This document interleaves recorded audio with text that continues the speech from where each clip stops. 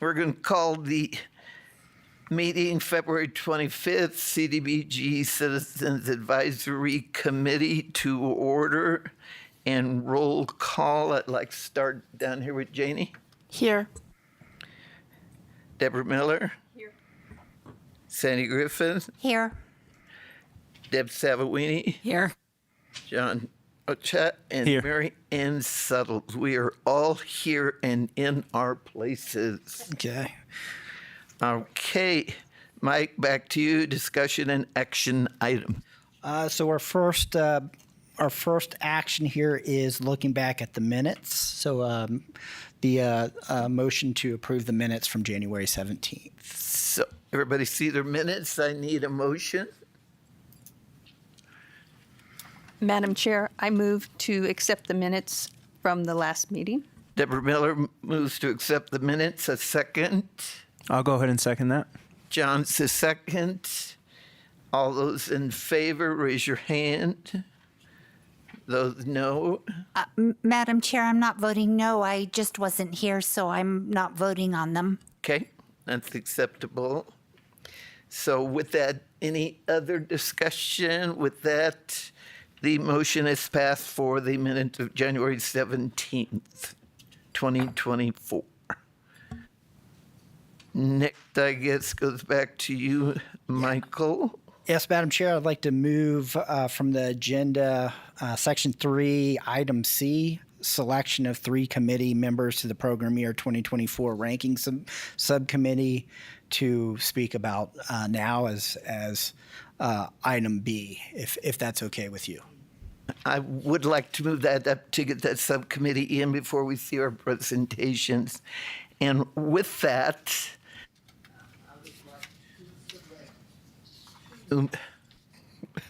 two new members, because my previous subcommittee, 2 members, will not be able to do that this time around. So, John and Sandy, thank you very much. Appreciate your help with that. And I would like on the subcommittee, and again, everybody gets to vote, I would like to put Deborah Miller on the subcommittee, and I would like to put Deborah Savawini along with myself. Discussion? Are you ladies willing to be on that subcommittee? Yes. Madam Chair, yes. Okay. Yes. Discussion? So I don't think we need a motion, do we, Michael? A motion to approve the subcommittee? We do? Yes, I believe so, yes. Okay. Where's mine? I need a motion to accept the 2 new members on the subcommittee. Madam Chair, I'll make the motion to approve Ms. Deb Savawini and Ms. Deborah Miller as the 2 new subcommittee members, along with yourself, Chair Suttles. Thanks, Sandy Griffith. We need a second. I'll go ahead and second that. I love it when the subcommittee moves in seconds. Thank you, John. All those in favor, hands up, and that has been accepted. Your program. Yeah, so now that we have the subcommittee selected, the date for the subcommittee to meet, I propose March 6th, which is Wednesday at 1:30 p.m. to meet here in the council chambers, if that's okay with the chair and the committee. I do believe we're set. Yes, we are. Okay, excellent. Thank you. And I'll send out email and confirmation with a meeting request. Okay. So here we go. So today is our presentations for CDBG program year 2024. We have a total of 12 applications this year, 4 construction applications, and then 8 from public service. I believe everyone is going to be here. Ms. Sherry Heine is going to appear. I know I sent an email earlier, so it looks like we're going to have presentations from without further ado, I want to just thank all the applicants that are presenting today. You know, I hope this is pretty low stress experience. Again, this is your opportunity to pitch your program to the committee, and be ready for questions. I'm also up here for support. Any questions that you might have from city staff, that is the same for the committee as well. I am here for that. So we will have, I'm expecting the rest of the presenters to slowly, I gave them about a 30-minute show-up time for them to be here in case they had other obligations. So we should be seeing folks come on in as the presentations go forth. Okay. And Mike, with that, and board members, the first presentation will be the Prescott Adult Center construction, and presenter is Kathy McFadden. I serve on that board, so I'm going to pull myself off of their presentation, sit out in the audience. The same thing will happen with the subcommittee. I will not be part of that discussion because of my previous part. So with that, we'll start with you. Absolutely. And if there's other conflicts of interest as we approach the organization, which there's a potential conflict, same thing as the chair is doing. I left a chair out in the hallway. Mary Ann, I'm so sorry. But yes, if you're recused, there's a chair out. But yes, if you have to recuse yourself, just out in the hallway for that presentation, we will come and get you when it's concluded. So let us begin. Our first presentation is Ms. Kathy McFadden with Prescott Adult Center. I did print the slides if you would like a copy.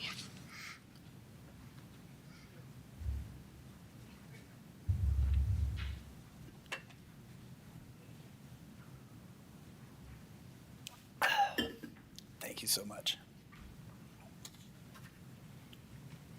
Okay. So I have been the director of the Adult Center of Prescott, which we have rebranded to the center so that we can be more inclusive of the community and not Ms. just... McFadden, will you please state your name? I'm sorry. Position? My name is Kathy McFadden. I'm the CEO of the center. Our legal name is Adult Center of Prescott, but we've rebranded to the center.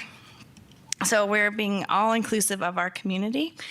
And I have been with the center for 13 years and slowly worked my way up. So I've seen a lot of things that go on there. I've noticed that with our population, seniors is who we mainly service. We are open. Our building is a beautiful building. I don't know if you've been there, but it's very beautiful. And it wasn't being used at night. So after 5 o'clock, it wasn't being used by our seniors because they're at home by then. So we've been including children and other programming at the center. But our main focus is our seniors, who we service Monday through Friday. And we have 300 paying members right now. They pay $75 a year, but we offer memberships to lower income seniors. And right now we currently have 800 of those members. Yeah. That number could grow because they are able to have membership and attend our classes for free. If they have silver sneakers or silver and fit with their insurance. So as we see more people age or move here, they come and support those programs. So these programs we do not get funding for, and it's free fitness classes, free gaming classes for our members. For these members, and our regular members pay a small fee to come to the classes. So while we can't offer everything for free to everyone, we do have a big majority of people that do get these services free. We have about 100 to 180 members using the center every single day. So they're coming and doing Tai Chi, they're doing Zumba, they're playing games. And during COVID, I get emotional about it because during COVID we had to close for 2.5 years, so they did not come in. They live for the center, and I know a lot of people say we're not worthy because we're not feeding people or clothing people, but they come and get their social engagement there. They were in such a depression when they came back that it was so hard to pull them out of it and get them involved in more programs. So we have seen a huge increase of members, and we have added so many classes. We've added art classes, Zumba classes, some puzzle games. So we're adding more and more classes, more than we ever had before COVID. And we thought we were doing good before COVID. So over the last 10 years, the center has lost $120,000 to $150,000 a year. We've supplemented that loss through our endowment fund. This year, our projected loss was to be $100,000, and we came in under 50. And that was after Miss McFadden, when you say this year, 2023, sorry. So this year, I'm hoping to be even, to break even. That is my goal for 2024. Last year, we funded with our endowment fund the expansion of our, which is on the next slide, of our new activity room and fitness room. So we were seeing that our fitness room was so tiny that only 4 people could fit in there. And our meeting room was so tiny that we could only fit about 16 people playing cards in there. So we sacrificed our 2 storage areas in the middle of the activity room, and we made that one large room. So this room can now accommodate 80 people in there. We just had a lunch in there with about 60 people. So the room has expanded substantially. And then the fitness room is so beautiful now with all of this new equipment. You can see it tripled in size, almost quadrupled. And so we are servicing more people in that fitness room and getting them in, and it's used a lot. We had some of the equipment donated through the tribe, and the rest was donated through our members with their own equipment that they were using. So we're able to serve more people. So since doing this transformation, we lost our storage space, which our building doesn't have very much to start with. So we are trying to build a new storage building outside, out back. It will be its own building, and it will house our tables and chairs, which we now move around from room to room that isn't being used. Today, we had every single room being used, so the tables and chairs are actually sitting outside. And then it started raining, so we had to throw tarp over our chairs. So we just really need storage space, but with the new building, we will also be able to, which is the next slide, be able to expand more programs. We have a lot of things that's the area out back where the trees are that it would go. We're working on a kids closet. So this program, it has started, and we're actually having a fundraiser for that this month, and we'll have our first family in March. And so this will house some of the kids closet where we're helping families and parents in addition to our seniors, but it will also store art supplies, some rolling mirrors, other things that our classes need that right now we can't bring into the center because we have nowhere to store them. And also we'll house our tables and chairs all in one space instead of moving it, which is very labor intensive as well. So this project is pretty important for us. Not only will this help us, but we share a building with Meals on Wheels, and so they also will get use of this storage space. So it will support both of us. About another minute. So basically, that is all. We are very passionate in growing our programs for the seniors and house a lot of things that we need for this new space. thank you, Ms. McFadden. Thank you. Okay. We can now entertain some questions from the commission to Ms. McFadden. Janie?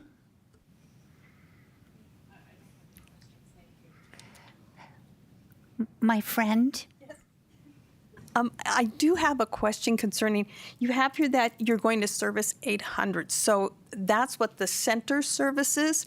Do you have an anticipation of, by moving and building this storage, how will that assist the low-income, moderate-income folks? How will that help besides just the kids' closet? And what is your anticipation? Well, a lot of our classes are being capped out by the capacity. So we'll be able to, instead of storing the tables and chairs in half of the space, we'll be able to open it up to more people. We right now have just been capping classes. So some people get turned away. We'd be able to better accommodate that. Thank you. Welcome. Thank you, Ms. Miller. Ms. Savawini? I see that you have a couple of quotes here for the building. One is quite a bit less than what you've requested. So that's just the building, and that doesn't include the installation and the electrical. We also don't have to insulate it right away. Those are things that we could finish in phases. But to do the entire thing would be what I had requested. Mr. Rocha? Thank you. Ms. McFadden, just a couple questions here. So I got the size of the building because I saw it on the quote. By getting this building, do you currently have any storage space that will be alleviated from the actual center building? Yeah, so we have one room that actually has all tables and chairs in it. If it didn't house tables and chairs, we'd be able to open that up for a small meeting room. Got it. Okay. And then the other spaces are the hallways, which is kind of dangerous when older people are walking in the hallways with their walkers and wheelchairs outside. And then behind stage is where else we store a lot of our equipment right now.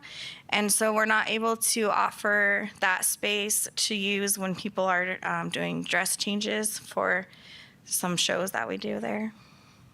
So for all of those activities that the center offers, because it seems like it's pretty wonderful that you guys offer that much, activities and spaces and all that.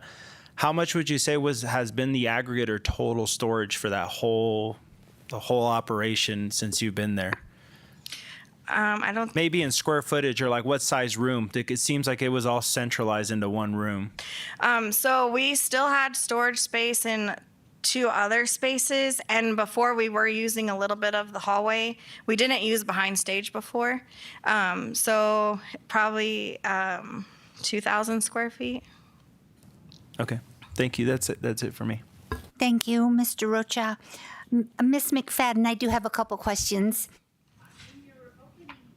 In your opening narrative, it says without this additional space, we would not be able to fill the needs of our members by providing larger classes and a larger fitness room. This is about serving low-income families and kids. Is it really about larger fitness rooms?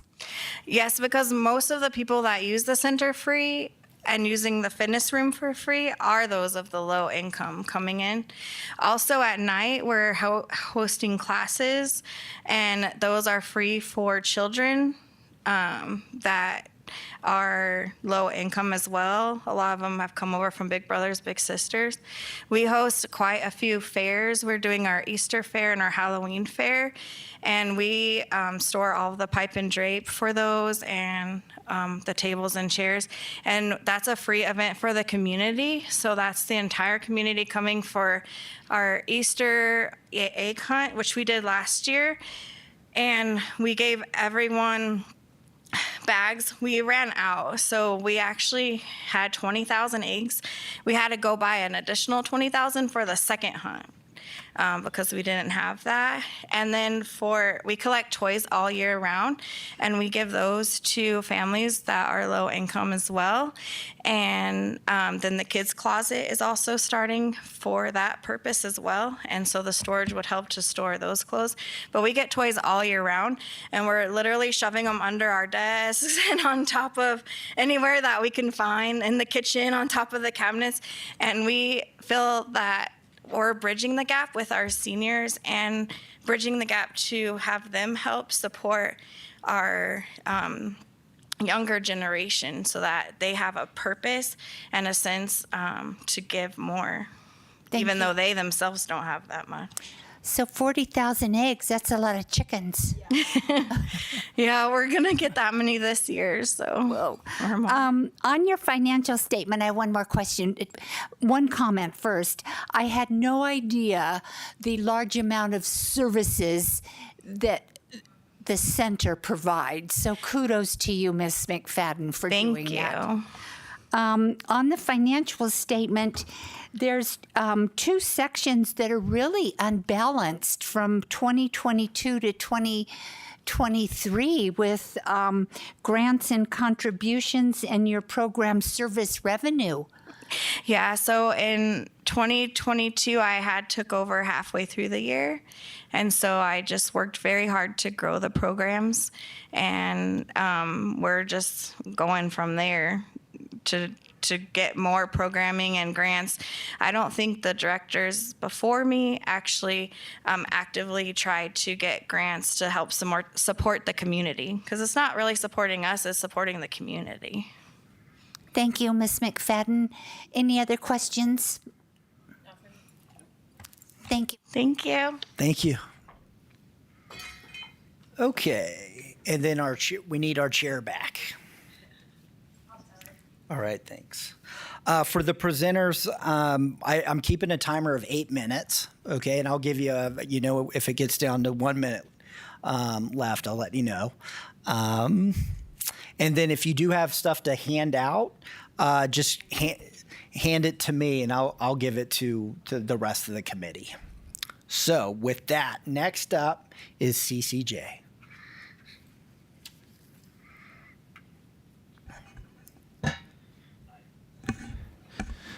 Yeah, Michael, we've tried a couple of times. Are we waiting for Marianne? Yes, we are. to get We back? are. Yes, okay. we are ready. So I serve as Right. the board chair of CCJ. So I will also now take my turn In the hall. at the In the shame chair hall. of shame out in the hall and recuse myself from the presentation. See you later, you. John. All right, thank you. I'm coming as fast as I can. I was talking. Put that underneath material.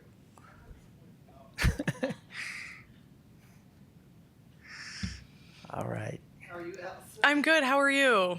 See you. Thank you so much for having me. So our request is pretty simple. For those of you who don't know, CCJ, or Coalition for Compassion and Justice, is a 23-year-old nonprofit here in Prescott. Our mission is to end and prevent homelessness. We do that in several different ways, but the biggest way that we do that is by developing affordable housing. Currently, in the Kodiak Park, which is right off of Copper Basin Road, we own and operate 6 manufactured home units, RVs, and we have, out of those 6, we have 10 people living there. These include single individuals, families, and couples. Today, our ask is to get a new, to us, manufactured home unit. Currently, right now, we have a unit that was built in the 70s and is no longer up to our standards. We have some serious concerns about electrical, roofing, and plumbing. The ceiling is also sagging, and it absolutely needs a new roof. So currently, we do not have any tenants in that unit because we have some serious safety concerns. Our rent in the Kodiak Park goes anywhere from $400 a month up to $675 a month. The individuals that are currently living in these units are low income. So we have folks who have part-time jobs. We also have folks who are on SSI, SSDI, so they're on disability. And we also have someone in there with significant health issues. The importance of why we want to do this is because we can add just one more unit of affordable housing. You can go to the next slide. This is just a cost breakdown and a floor plan. What I foresee for this unit could be a couple of different things. I could see us putting a single mom with kids in here. I can also see us putting, a 2-parent family in here. We also have had some really great success with pairing folks up to be roommates. So I could absolutely see a roommate situation in this unit as well. So this is our cost breakdown for the new home, the removal of our current unit, all of the setups and utilities, delivery, and then taxes. You can go to the next one if you'd like. And then this is just my sources and uses. So we foresaw this, or last year we foresee that we were going to have to do away with this unit just because of how much money we were putting in for repairs to keep it safe. Once it got to the point where we really felt like it was not up to standards and not very safe, we did help the couple that was in that unit find another type of housing. So we actually had budgeted a little bit of money in our 2024 budget. I also am applying for other grants. We do have private donations that come in, and then our CDBG money. It's pretty self-explanatory, short and simple, and if you have any questions. I'm going to start if I can, Allison. Of course, that first amount that you asked for is always going to be compared with other units. You do understand that? Absolutely. And looking through, your organization has been great with private donations and some legacy. So you're Yes. working your way through the Yes. program, which we appreciate, definitely do. And so depending on whatever this board comes up with, that is a start for you. You'll finish what you need for the 50, and this project will be taken care of. Absolutely. It will get done. Yep. Thank you. So this is really a question almost for Michael. It says you're going to remove the old and replace with a new. Is that then now new construction? Right. And is that excluded from this grant? CBG funds? Right. Excellent question. So this came down the pipe, or was presented back in October, a policy change from HUD Direct, and we can remove and we can acquire when it comes to manufactured housing. So this is something new, and if we were to go forward with a project like this, we would be working pretty close with HUD to make sure we're doing it completely right. We cannot install. That's the only thing in that they said we still cannot install. But thank you for that question. Madam Chair, I have Yes. I have a question. How long do you anticipate that the families stay in these units? That's a really good question too. So in all of our housing, it can either be permanent or it can be a stepping stone. So for example, if we had, then this has actually happened in real life. If we have a family who is moving in, they have very little credit to no credit, negative rental history, maybe there's some bankruptcies, evictions that are on their record. What we can do is we can house them there as a stepping stone. Now, after maybe a year or two, credit is higher. They have positive rental history. That eviction may have fallen off, and then at that point, that's a conversation that we have that says, okay, let's reevaluate what those finances look like. We are very relational. We walk through every single one of our units every month. We talk to our tenants. We ask our tenants what's going on in their lives. If we're noticing that, I don't know, new cars and boats and tons of Amazon packages are arriving, that's a conversation that we have because we are not in the business of housing millionaires who just don't want to pay a mortgage. So we keep a really close eye on that. For others, especially right now in one of my units, I have a 78-year-old veteran who is currently on dialysis. This will be a forever home for him, as well as the gentleman that he lives with who is in his 80s. So it could be either or. But like I said, we are very relational. I mean, we're inside of our units every month to make sure that everything's taken care of, not just for health and safety issues, but if we see that there's a bunch of beer boxes and beer cans piling up, those are all things that we make sure that we have conversations about. So to answer your question, it could be both. I can tell you right now that this unit that we've had, I believe was placed in 2015, 2016, and we have only had, it's only turned over twice. And then, Madam Chair, a follow-up question. How do people find out about the ability to get to your agency for a home like this? Sure. So we do a couple different ways. We are going to prioritize anyone who is staying in our shelter and who is prepared to be housed at that moment. If I don't really have anybody at that moment who's prepared to be housed, or maybe I have two different individuals that we think could be a roommate situation, my first call is going to be to our community partners. So I'm talking U.S. Vets, the VA, Prescott Area Shelter Services. A lot of times we get a lot of other nonprofits that reach out to us and say, hey, we've got this unusual situation. How do we help? So we'll reach out to our community partners first. And then we are a leader in the community when it comes to social services, I believe. So a lot of times I'm getting calls from folks who maybe moved here because they got a job somewhere and they're having a hard time finding a place to live. As long as their income level fits within our parameters, we can take referrals like that as well. Sandy? Thank you, Madam Chair. To go back to Chair Suttle's question, Allison, about should you not be awarded full funding, I thought I heard you say that you would be able to complete this project? In your package, it says that you won't be able to complete the project. That was probably a typo. We would be able to. The other revenue stream that we have as well is the rents from our existing units. That all goes right back into the program. So I think that, would it take me a little bit longer? Probably. But I truly believe we would find a way to get a unit in there. I've also already spoken to the park because we sublease from the park. And I went to them and said, hey, listen, we're going to be moving some stuff out and possibly in just to make sure that they weren't going to end our lease or anything right after I did this. So yeah, that was a typo. I apologize for that. Thank you, Allison. Madam Chair, one more question, please. Allison, in your profit and loss for January through December 2023, it says that your net income was a negative $41,000. That is correct. Last year we did, there's an alleged theft case that is currently pending right now.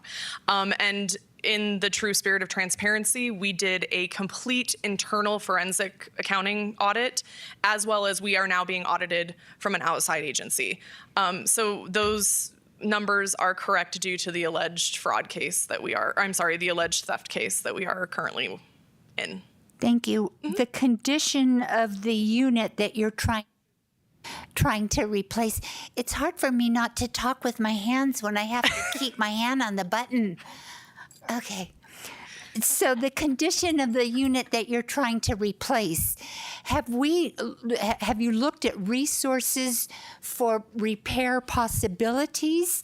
And is it just so far gone that it cannot be repaired, period? So I've worked really closely with our property manager and our facilities and maintenance director. Over last year, we actually did put on a new roof. I was able to write a grant to get a new roof put on. Unfortunately, what they were able to do, because the roof was so far gone, just didn't last with the snow and the rain. It's leaking pretty significantly. We also have a plumber and electrician that came in to also look at things. It's pretty far gone to where it just fiscally would not be responsible if we tried to fix it up versus buying a used unit to put in there. The other concern that we have as well is I'm worried about mold at this point. That's another reason why we were able to help our clients who were in there, or our tenants in there before, find a new place, because I was really concerned about mold. So at this point, it's pretty far gone. Thank you, my friend. Debbie? Yes, I have a question. Sure. It said that you are a past CDBG grantee, but it also says that you were given the grant and then did not take the grant. Can you speak to that? Sure, briefly, absolutely. please? So we were renovating our building on Madison that we were in right now. We wanted to bring all of our programs together, so we moved our thrift store over. When we were granted the CDBG funds, we were on a time constraint to get everything open, and so unfortunately, it just didn't work out with our schedule. And then the pandemic hit, and we became a 24-hour shelter as opposed to renovating. So it was just a perfect storm. But yes, that is true. Mm-hmm. Any other questions? And with that, Allison, thank you, ma'am, for your Thank you. presentation. We appreciate what you do in the community, and CDBG appreciate you coming in and applying. Oh, thank you for having me. I appreciate all of you. Have a good day. Thank you, Allison. Okay, we need Mr. John Rocha back in the room. You want me to send it back? Yes, that'd be great. Thank you.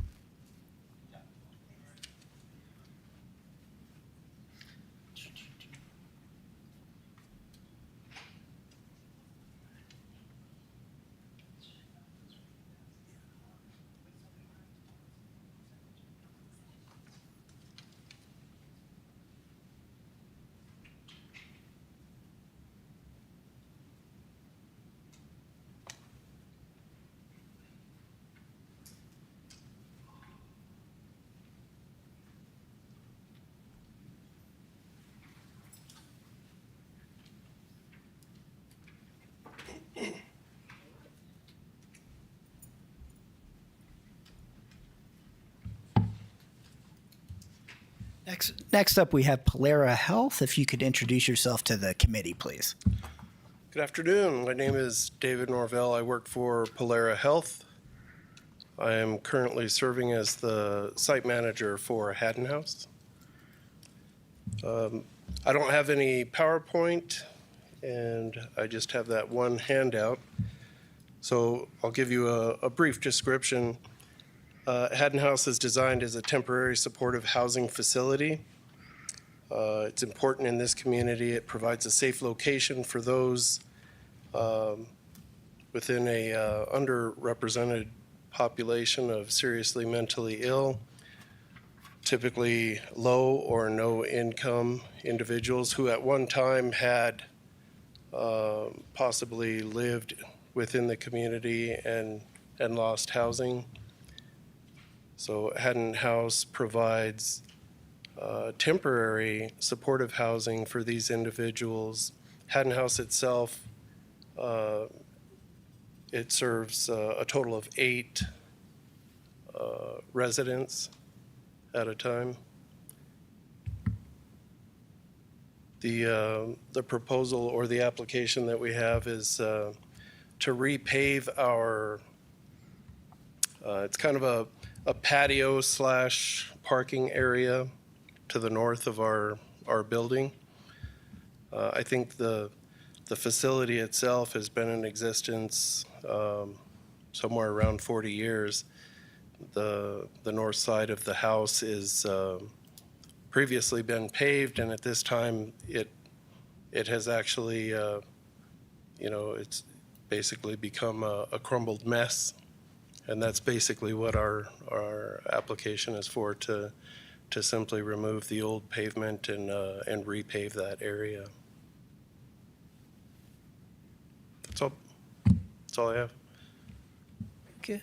I have a couple of questions, and this was very good to pair up with what you put in. So you've got that can fill to 8 individuals, correct? Correct, 8 individuals. How many are in the house at this time? Right now there are 7. We had a discharge 3 days ago. Okay. And 8's the max you can do. There isn't any more. That's correct. It's a small supportive housing facility, and it serves up to 8 co-ed males and female adults. And again, part of that is serious mental health.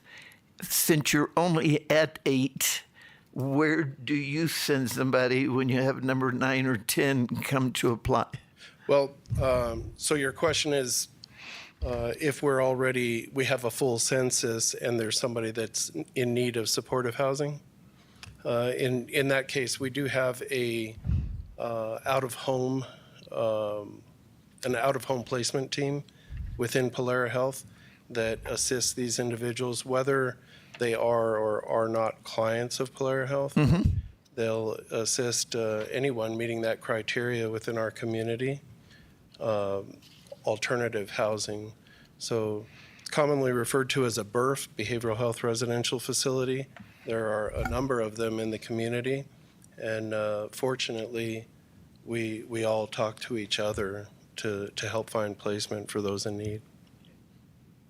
And when you have one of these individuals ready to phase out, do you follow them as to where they're going, what they're doing, making sure they're still part of that program? We do. So you're asking about aftercare. Typically, what we do is we attempt to find ways to help them become more successful when they are ready to move out into the community. And so we have a 6-month aftercare plan in which we check on them, and oftentimes there may be little issues here and there that we can assist them with. Anybody else? Sandy? Thank you, Madam Chair. Welcome, Mr. Norvell. Nice to have you here. Thank you. Pleasure. So your ask is for asphalt maintenance redo for the parking lot, correct? That is correct. Why was it allowed to get in such a deteriorating state? Well, that's a good question. So Haddon House, the facility, the building, the site itself is it's aged, and over time we do what we can to renovate, to ensure that everything is always brought up to code. In fact, I believe we had grant funding assistance in re-roofing Haddon House just last year. So given the various projects that we have in order to keep things going at this rather old site, this location, the paving of the patio driveway area has always been kind of put on a back burner.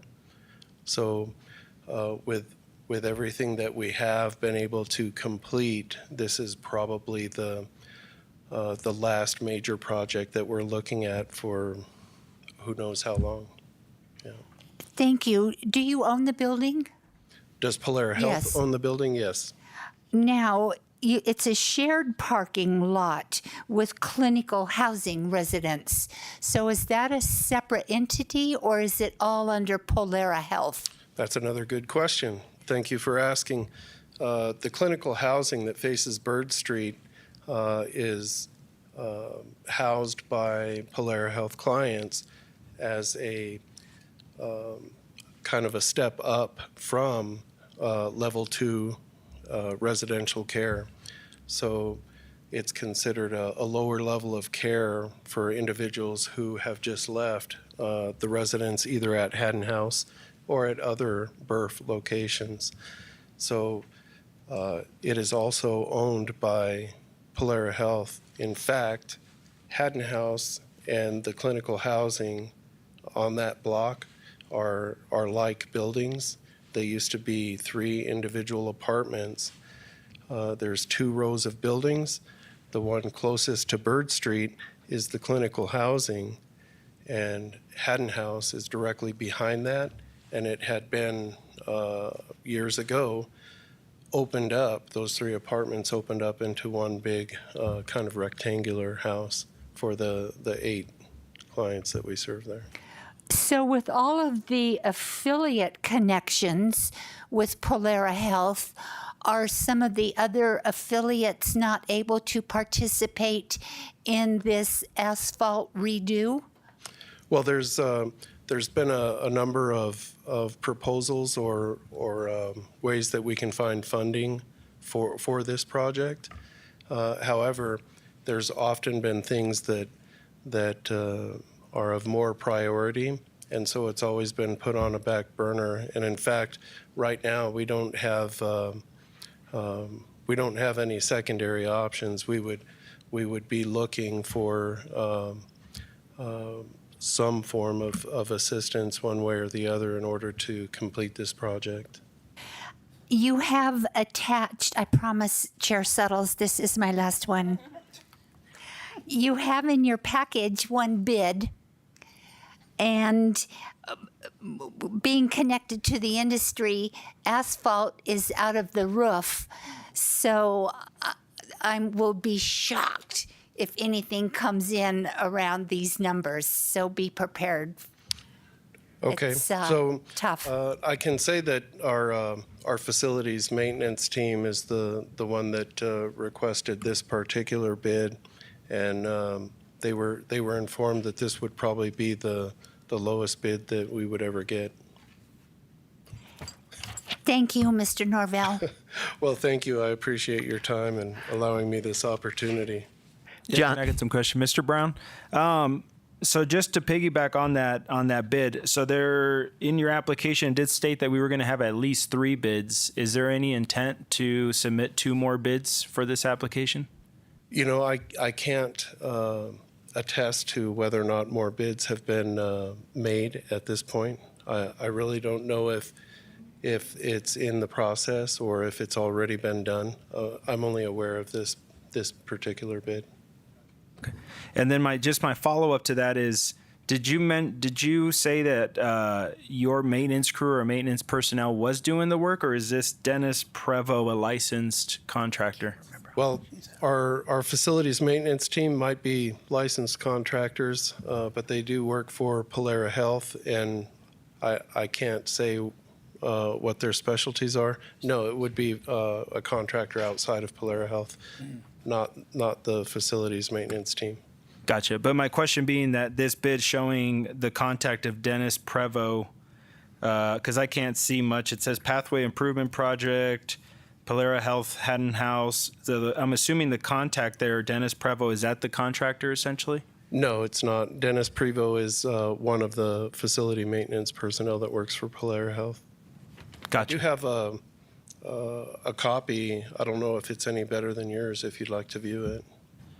If we can grab that, Michael, just because right now this is pretty simplified Okay. to not really even have who's doing the work kind of deal. So yeah, Right. maybe we can disseminate that way if you're, if you're Absolutely. okay with it. You can go ahead and just hand it to Janie. They can hand it down the line.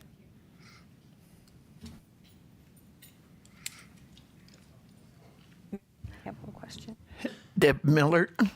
Thank you so much for your presentation. I noted in your narrative that you said that you have those using wheelchairs, walkers.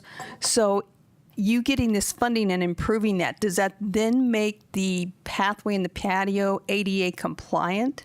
Or do you have to have that in part of your running of this home? That's a very good question. We have one primary entrance, and we do have what's the word for being able to pull a ramp and place a ramp. What's the word I'm looking for? Accessibility? No? Something that's movable. Maybe a portable ramp. Thank you. Portable ramp.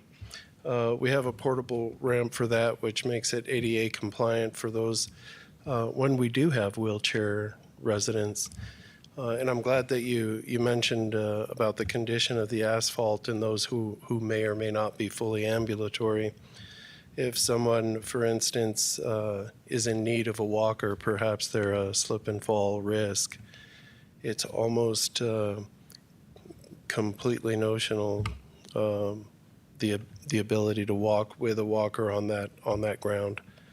It hangs them up more than it becomes more of a liability with a walker than it would to simply assist somebody over that drive. Madam Chairwoman. So have you considered reaching out to any other entities that provide grant funding or funding to ensure you have ADA compliance? Because there are a lot of federal and state agencies that have grant funding available specifically for ADA compliance. We have in the past, and I'm certain we most certainly will, if not awarded this opportunity.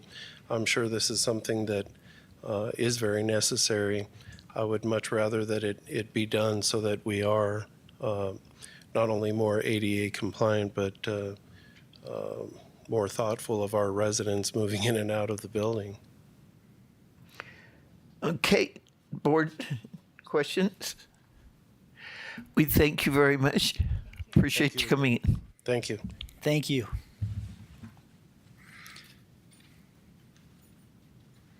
All right, next up, we have our minor home repair program, Ms. Sherry Heine with the Prescott Chamber of Commerce Foundation.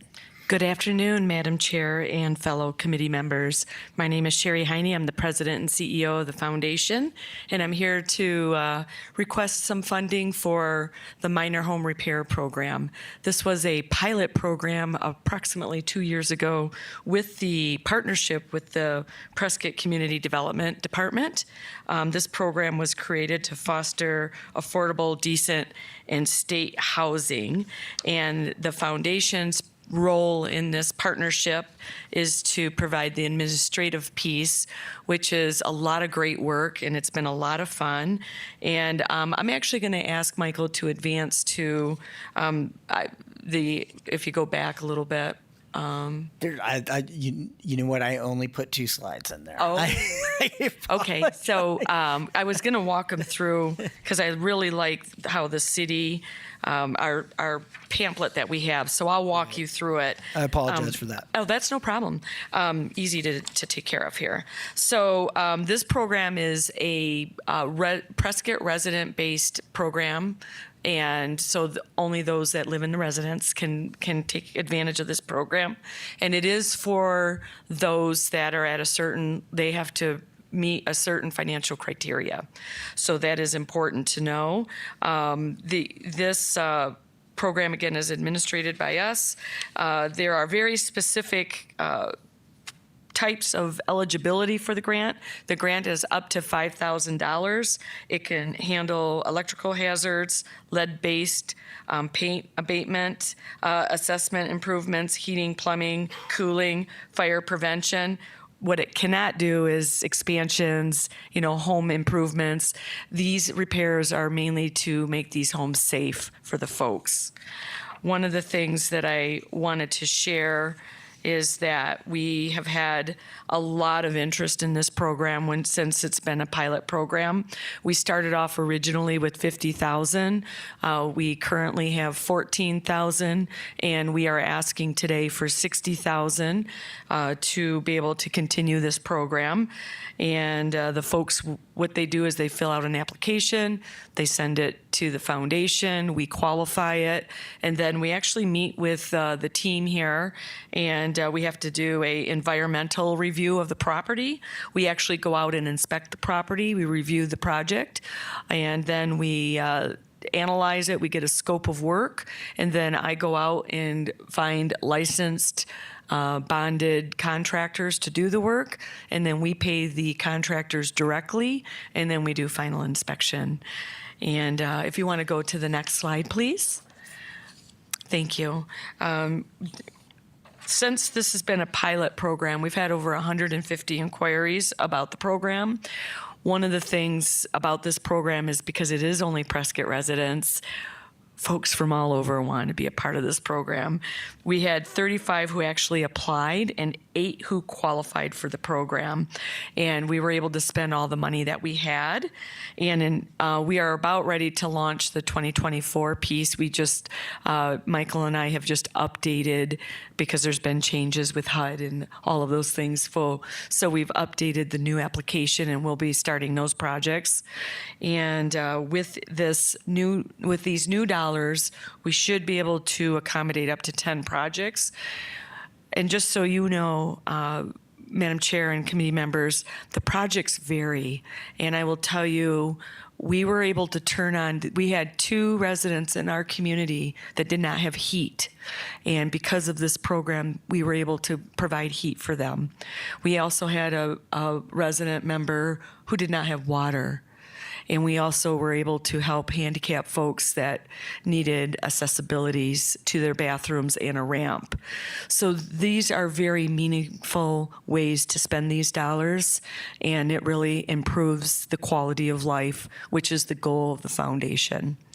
And I believe that concludes my presentation, and I'm happy to answer any questions, Madam Chair. Sherry, this continues the Prescott Cares program.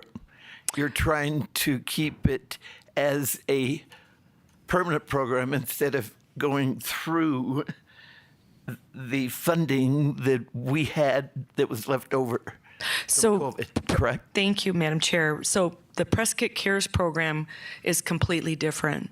Those dollars have to be used separately. This was a pilot program that was actually the goal of the departments to start a minor home repair program. And we applied to administer that program. So these dollars are separate than the Prescott Cares. Thank you. All right. And with this minor home repair, that $5,000 has done what you wanted it to do. You kept that cap. We have. It's getting a little challenging, as Sandy probably can share with some of these projects. And she's actually been able to help out with some of the other folks when we weren't able to, but we're doing our best. And I will tell you that our licensed contractors have given a lot of their time. They give, when I tell them it's a minor home repair program, they're giving us labor, they're finding things at cost for us. So we've been very blessed with that. And we're appreciative for the contracting part of it. All right, John, Debbie, Sandy. Thank you, Madam Chair. Hi, Ms. Heine. Nice to see you. Nice to see you. I'm just curious as to why your package doesn't have any 2023 accounting information in it. Like your 990, is it not done? The only forms in here were from 2021 and 2022. Yeah, I believe our CPAs are working on those, the 990s. Okay. Yeah. I'm sorry. So, I can get those in there for you. I mean, even a profit and loss would have been beneficial to see. That may have been my mistake. I can give you that. I have those. Okay. Perfect. That would be great. Yep. And again, I applaud you on this program. It has been beneficial and has been able to help multiple low-income families. And the need out there is much greater than a lot of people even understand and know. Absolutely. And Sandy, I would say I think I may have attached our review, which was, I think I may have misunderstood, and I put in our most recent review so I can get you our financials. Our foundation runs, we get grants in and we feed them right out. So I will provide those. Yeah, just send them to Mike. me, and Yep, and I I'll have just them right submit now. it. Okay, great. Questions? So with that, Sherry, thank you very much. Thank you.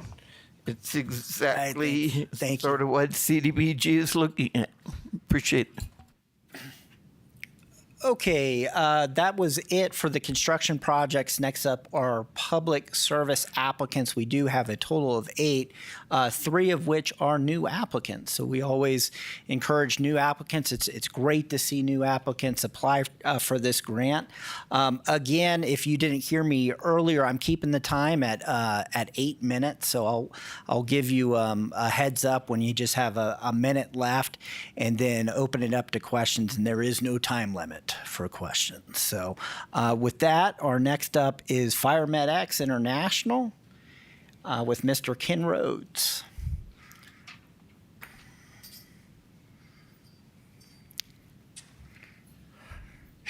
So, And then just introduce yourself and everybody as a part of your team to the committee. absolutely. So first off, thank you all very much for giving us the opportunity to be able to present to you and collaborate our efforts and our program with the CDBG project. A couple of individuals, which are cooperative partnerships that we have, are GNS Precision Fire Dario. He's going to be talking a little bit about the work program side of it and beautification that ties into the project. And Kenny Garcia is going to be part of our response side of it. He's also going to be talking a little bit more about the work program and how there's more of a career base for some of the guys. So Fire Medics International is a veteran and first responder organization that specializes in prevention, response, and outreach. As part of our outreach program, we have developed a reentry for our wildland firefighters, Department of Correction guys coming out of the DOC. And we have another collaborative partner who wasn't able to make it here today, Susan Padilla with Prescott Sober Living. She has developed a firehouse that will sleep 10 of our firefighters coming out of the DOC and will provide the housing side of that program. And then we will be providing the work portion of that. So again, going to Dario on my left with GNS Precision Fire. He's going to talk a little bit about the beautification project as well as the work program that he will provide for some of those firefighters. And then I will touch base on part of that PowerPoint that you guys have got, or should have anyway, part of that PowerPoint, which is going to be the rehabilitation for the HUD side. So go for it, Dario. Hi, good afternoon. Dario Villarreal, GNS Precision. So basically, we'd be providing the potential work for these guys. It's myself and a collective of other local contractors, from tree work to hardscape installation to Firewise. We do fire, we do prevention, and there's a whole other host of stuff that we do. But we have a group of contractors that are willing to make positions available and be a part of this program and help with training and help keep these people that are coming out fresh in their skill set and give them potentially new skills to build on and to make a future and be a part of the community. And what we do is we're a federal state subcontractor already, and so we do cuts for the state and the forest, and we fight fires. So we can be a good start for these guys and get them in the right direction and help them to continue and stay fresh and motivated and positive and be contributing members to society. And these guys would be getting works. If they were to get some of that funding, some of that would go towards these projects and whatnot, so that we could also keep those guys busy. If we'd have to go through all the details and all that, but essentially it's a great program. It's something that is needed here. The recidivism rate is it's the lowest ever in that program, and it's probably the only program I've ever seen work in DOC. And I'm an ex-convict, and these gentlemen both are as well, and we're all business owners now. And we've all went through the program, through Wildland. We just didn't have the opportunities. We were able to fight through and succeed, but I think there's a whole lot of people, untapped talent that are there, and people that can be special and productive members of society in Prescott. So, thank you. Thank you guys very much. Appreciate it. And thank you, Dario, very much. So with the last point on his part of that second slide is the rehabilitation, the housing urban development side of it. So that, again, is going to be part of that work program. We've got a gentleman by the name of Mark Armstrong. He runs a local contract company, single family residential. And so he does a lot of those minor repairs. We would actually plug some of the gentlemen coming out of the reentry. Part would go with Dario, another part or handful would actually go. So that way we're keeping everybody in rotation and we're working them, but they would actually go in and be able to provide some of those other solutions for the rehab side of it. The last part of it that we're going to be talking about is Kenny Garcia. Kenny Garcia is a retired Army veteran and paramedic, and he is in charge of the response side of our organization. Kenny is going to be talking with you a little bit about more of a career path as well, okay, that has to do with paramedicine, EMT, the training, education, and deployment factor. So, Kenny? Hi, good afternoon. Yes, my name is Kenny Garcia. I'm a former Army medic, and I'm the liaison side of FireMed X to be able to provide additional career opportunities for some of the folks coming out of the DOC wildfire program. I am a liaison with a company called Granite Mountain that provides EMT training and opportunities for those that would qualify for something to be able to hold an EMT certification through the National Registry. Now, the intent behind that is not only to provide additional medical services to some of the fire crews through the Forest Service and contract companies, but also to be able to prepare a training, a deployment program that will allow fire medics, EMTs, and paramedics, and even nurses to be able to deploy in support of larger wildfires that are throughout the country, and also in response to any type of emergency crisis, terrorist attack, or even natural disasters where the local structures for healthcare and for emergency medicine are diminished. So that is the ultimate goal, to be able to provide an alternative to fire and to be able to select certain candidates who are capable of maintaining and receiving additional education through the EMT program at Granite Mountain. And not only that, but also to be able to further their career with additional fire related capabilities, and including rescue, search and rescue operations, or even mountain rescue in those situations. Thank you. And you got it. You have about 1 more minute. Okay, so with that, we're just drawing a conclusion. I believe that the CDBG opportunity will be able to benefit and collaborate both the reentry side of it, so the housing portion of it, the rehabilitation of those houses through HUD being able to provide that work program, as well as the beautification project with Dario's organization. And with that, I'd like to open it up for any questions. For any of us, by the way.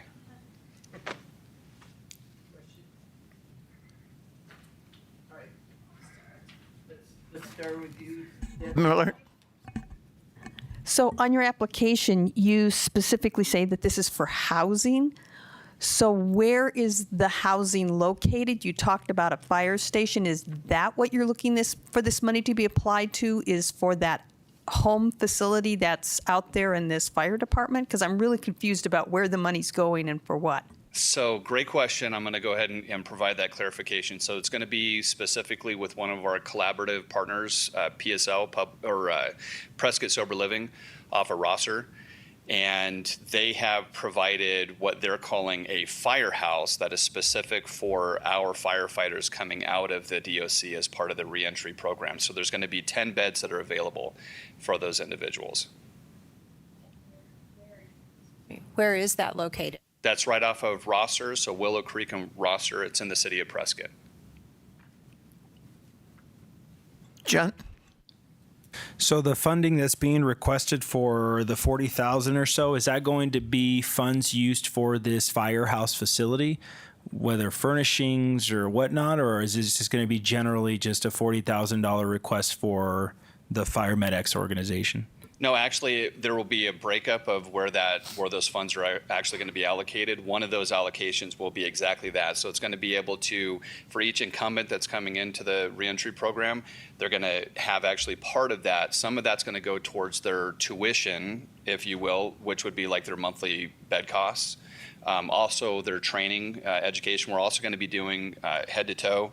We've got to provide equipment and supplies and things of that nature. So we're talking about, so part of that's going to kind of go, it'll be the reentry side of it. So each incumbent will be entitled to a percentage or a part of that. And then the remainder part of it's going to go towards the beautification projects as well, basically the work program. So it'll go directly to the work program itself.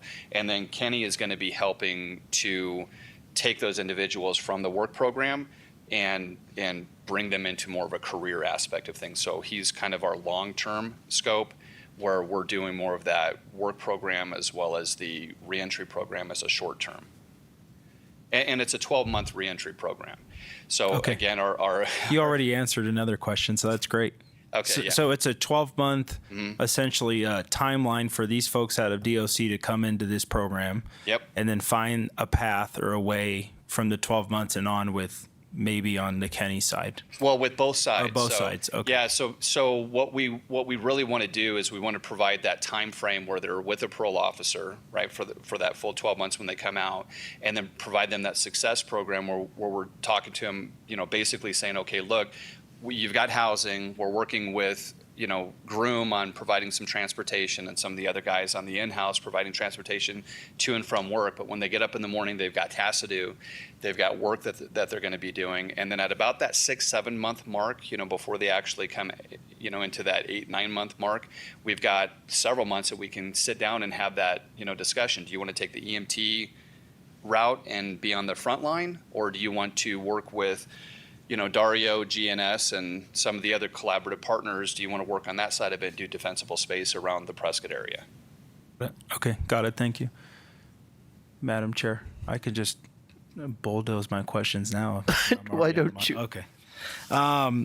So I got to say, this is very unique, and I'm very glad and happy to see you guys coming forward to CDBG, because I know as a committee we've talked a lot about having new blood and new organizations that are doing great work. It sounds like you guys are doing great work.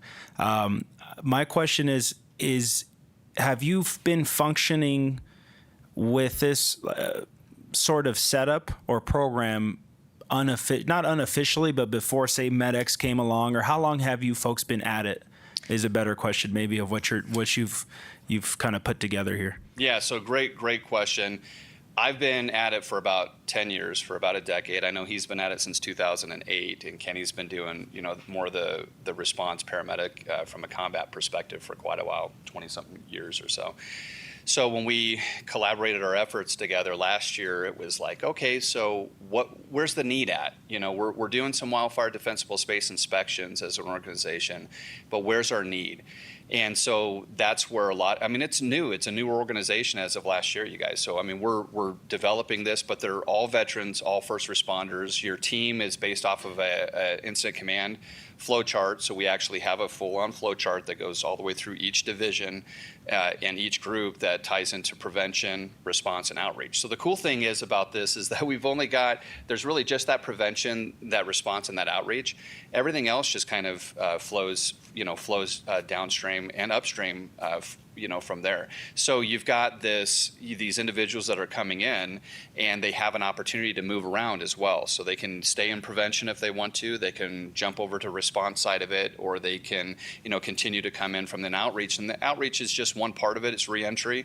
We're also doing community outreach and education. So we're actually going out and we're talking to homeowners associations, presidents, and boards, and we are informing them and educating them and taking them out and certifying them on wildland fires, preventions with defensible space. So it's a really great program, and I appreciate you saying, because it is unique. There's nothing else out there like that. Yeah. So Collaboration, yeah. And I'm sorry, was it Dario? I have just two more questions, Marianne. Dario. Okay. A question for you was, you mentioned that in your years and experience with this is kind of one of the most successful types of, say outlets, right, for these folks at a DOC. So obviously now knowing that you've been involved for quite some time, you would say that you're pretty confident in the success rate of these types of programs. Can you speak a little to more about that for us? Well, just on the face of it, like the recidivism rate, regular rate's about 85%. In the wildland program in DOC, it's about 15%. And I think if we were to expand on the opportunities and the training and keeping, and like for me it was big, I was one of those guys that got an opportunity to go jump right into my skill set, and I went to work with the Forest Service. But I know a lot of guys that didn't get that, and it's just so easy to just waste so much talent, and then the cost that are incurred through the state and all the failure, that revolving door. But it's a great program. But to be able to provide this kind of stuff, the training, the staying fresh in your skill set, running saws or doing medical stuff or doing tree work, and just staying mind, body, soul, staying in physical shape. We have talked about having mentorship program with this. My number is always there. Like I'll always answer the phone call for these guys because I'm a real big believer in support systems and being able to be contacted when someone needs to contact you. And so something like that is just huge. And so if you can kind of touch on the 85% recidivism rate and the 15 ratio and just translate down to the street where you're giving some guys some opportunities, I believe we could have some success stories here, local success stories. And to touch on that, I just recently, 2 of my former employees just signed on this year. He accepted a permanent position in Colorado with the Forest Service, and my other guy is going to be a Prescott hotshot this year. So these are all, these are success stories waiting to happen. And I think that they value that stuff a lot more, and they're going to give back. They're going to give back because of people believing in them. So. Thank you so much, man. Appreciate it. And then the last question for you, Kenny, if you don't mind. Thank you for your service, by the way. Thank you. You mentioned this response team, right? How tied in is that response team going to be to, say, a local municipality's fire department, hotshot crew?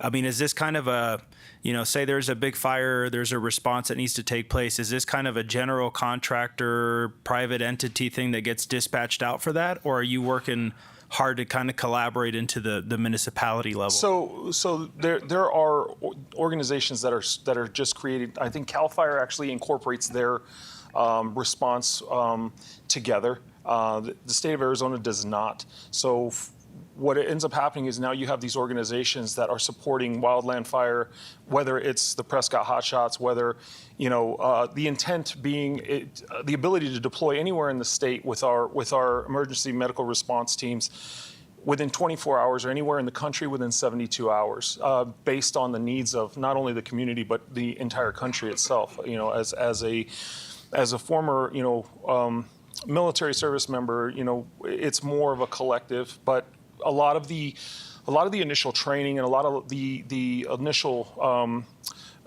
stages are going to be done here, and this is pretty much going to be the hub where the training comes out of, supporting a lot of the training companies and organizations that are in the Prescott area that have the ability to increase the skills and the knowledge for these, for these responders. And so it does also give them, these companies that are located in Prescott, the ability to kind of revamp and see what is the new technology, what is the new thought process, what are the new studies behind being able to continue to upgrade how things are done. Because I mean, it's always a trial and error situation. So a lot of that would be based here. It would a lot of the initial starts and teams, which we are trying to create this response team that is specific to this area. So that is going to be the first step, and then eventually to branch out to be able to deploy medics remotely even. So, somebody coming out of another program in a different area of the country, we can, now with technology, we can do the HR paperwork, on your cell phone. So that provides the ability for people to respond from anywhere in the country and be in any location that is required within 72 hours. And then, of course, with us being based out of the Prescott area, we can respond within 24 hours if that's the case. We all know what happened out at Granite Mountain and with the gentleman out there. A lot of these fire crews don't have a medical asset with them.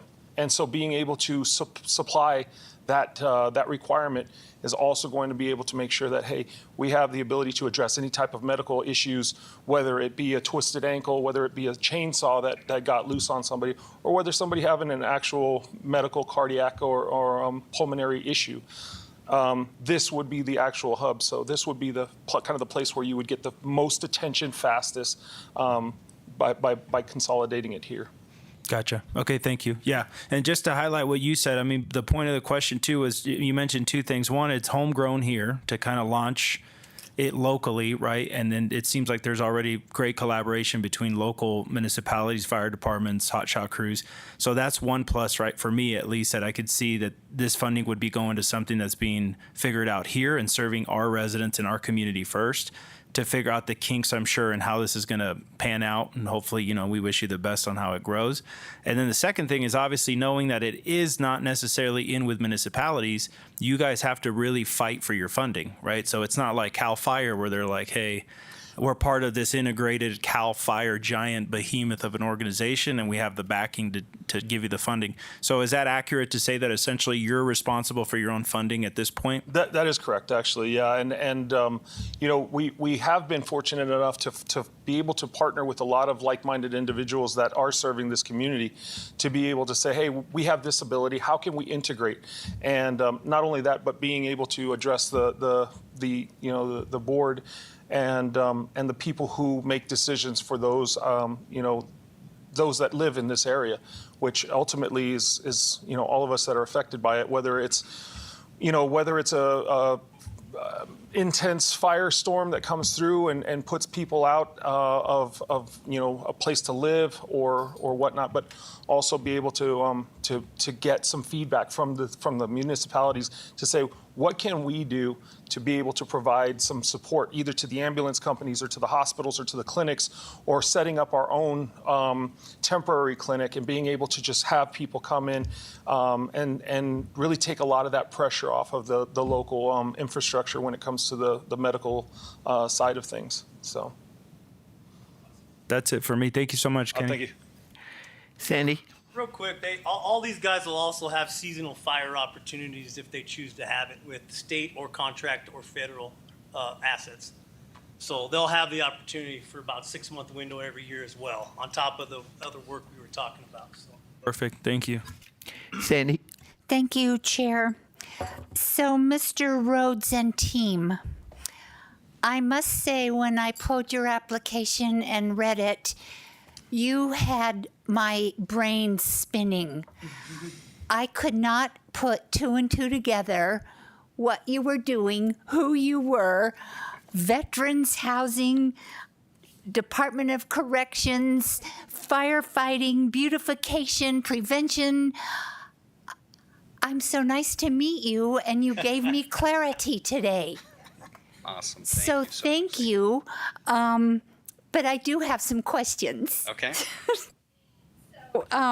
Number one, it's nice to have you apply as a new applicant.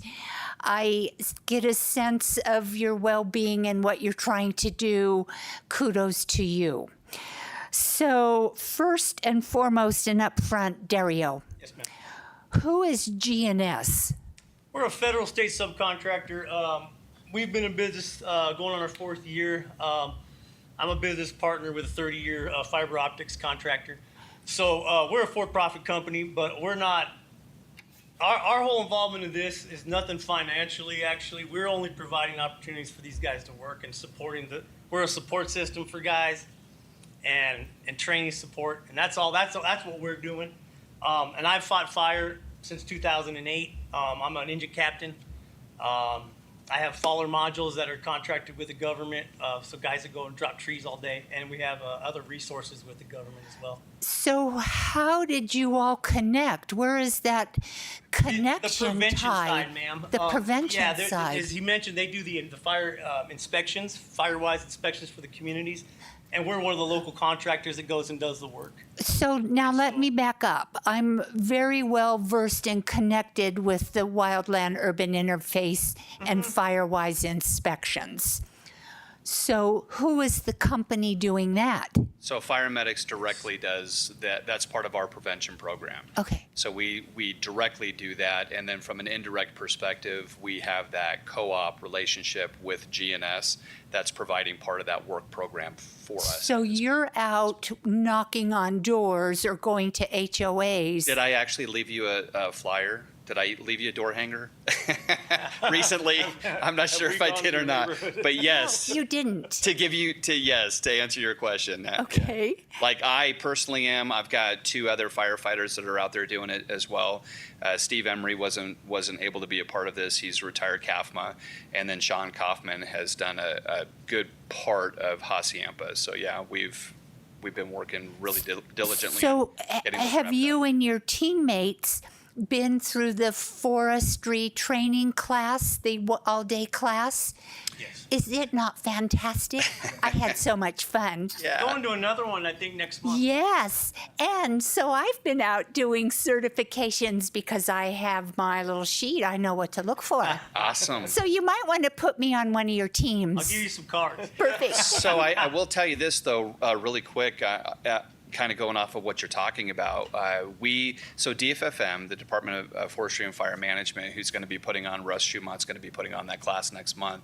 We have that class on that we are developing a little bit different. So we're adding all of the portions of DFFM that they add from a state perspective, but we're also adding a little bit more of a hands-on perspective. So kind of like what you got out of the class, that 8-hour class, State Fire used to do a 3-day class years ago, like 2015, 16, 17. But with what you got, could you imagine having other individuals maybe on your board inside of your community that are having like 80% hands-on, 20% classroom? That's what we're developing right now from a prevention perspective, yeah. So, Mary Ann, Chair, just a few more questions. I'm so sorry. So it says that under your project narrative, workforce housing, which I now understand, for veteran first responders. So is veteran the key and no one else can be attached to the housing?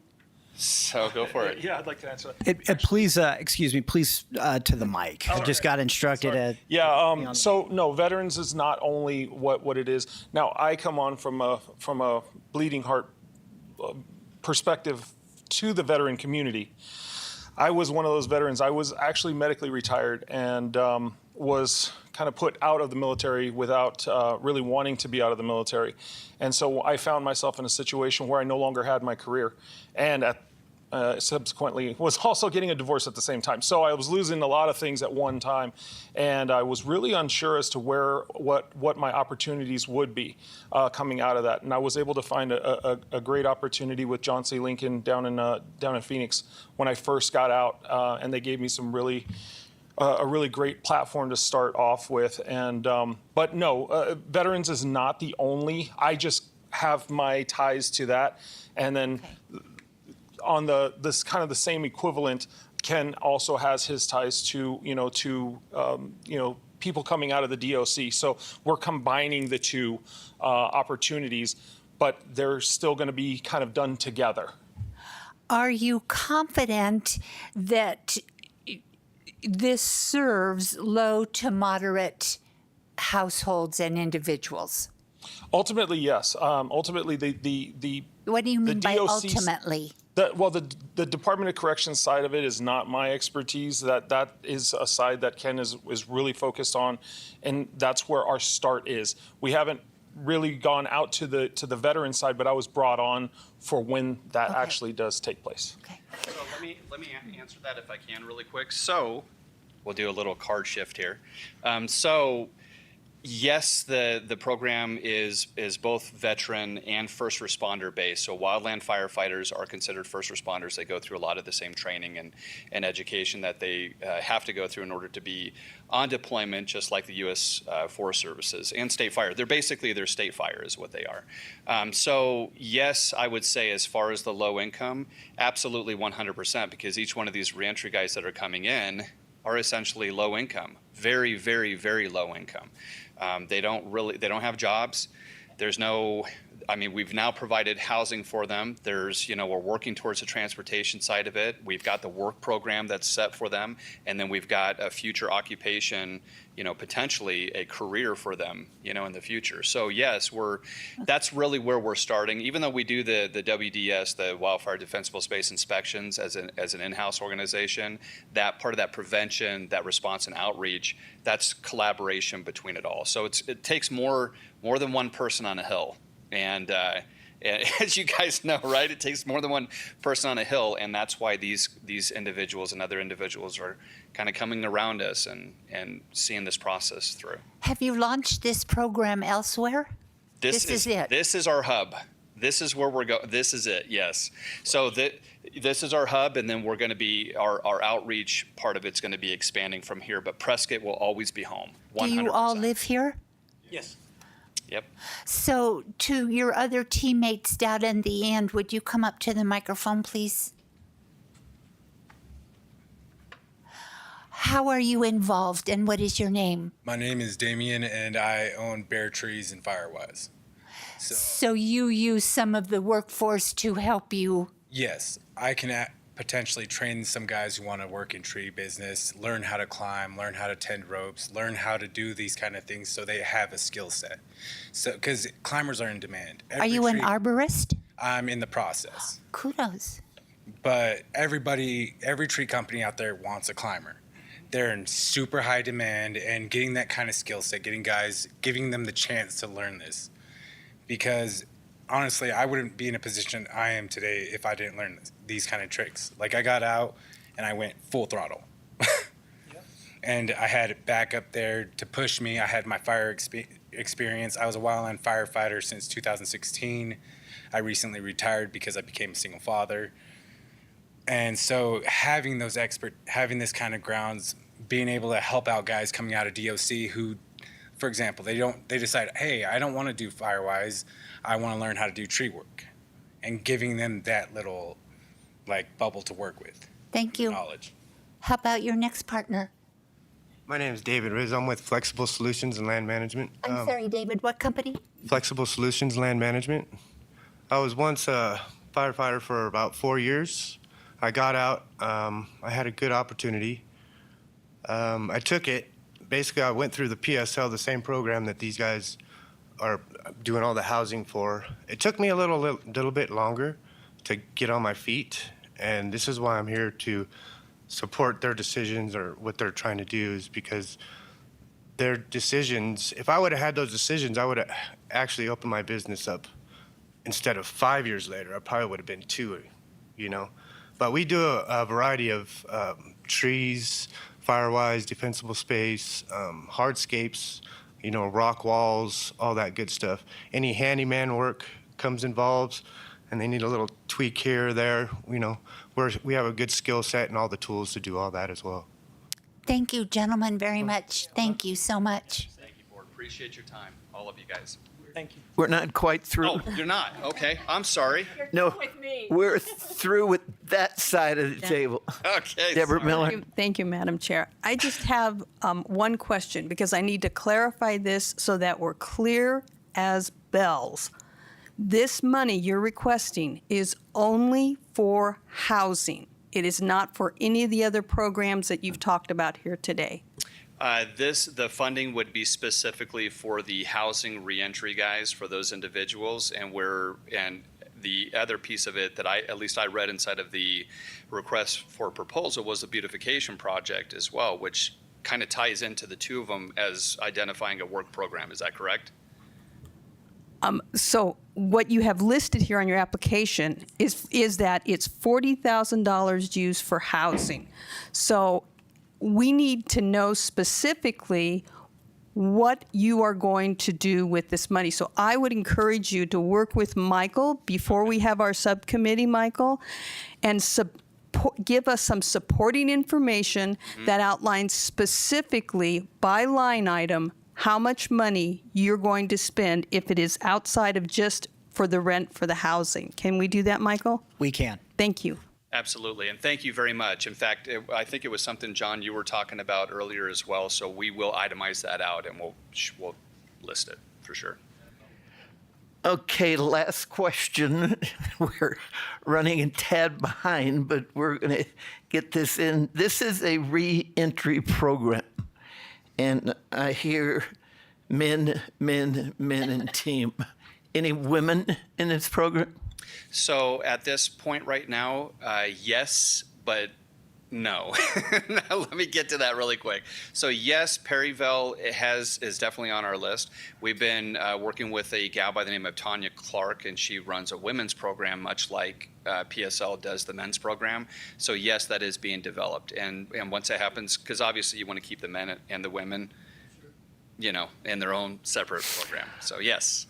Okay, thank you very much. Each and every one of you have done a dynamite job. It's always nice to see a new information come to us. We appreciate it. Yeah, you for your time. absolutely. Thank you guys very much. Yeah, thanks again. All right, thank you. Thank you, sir.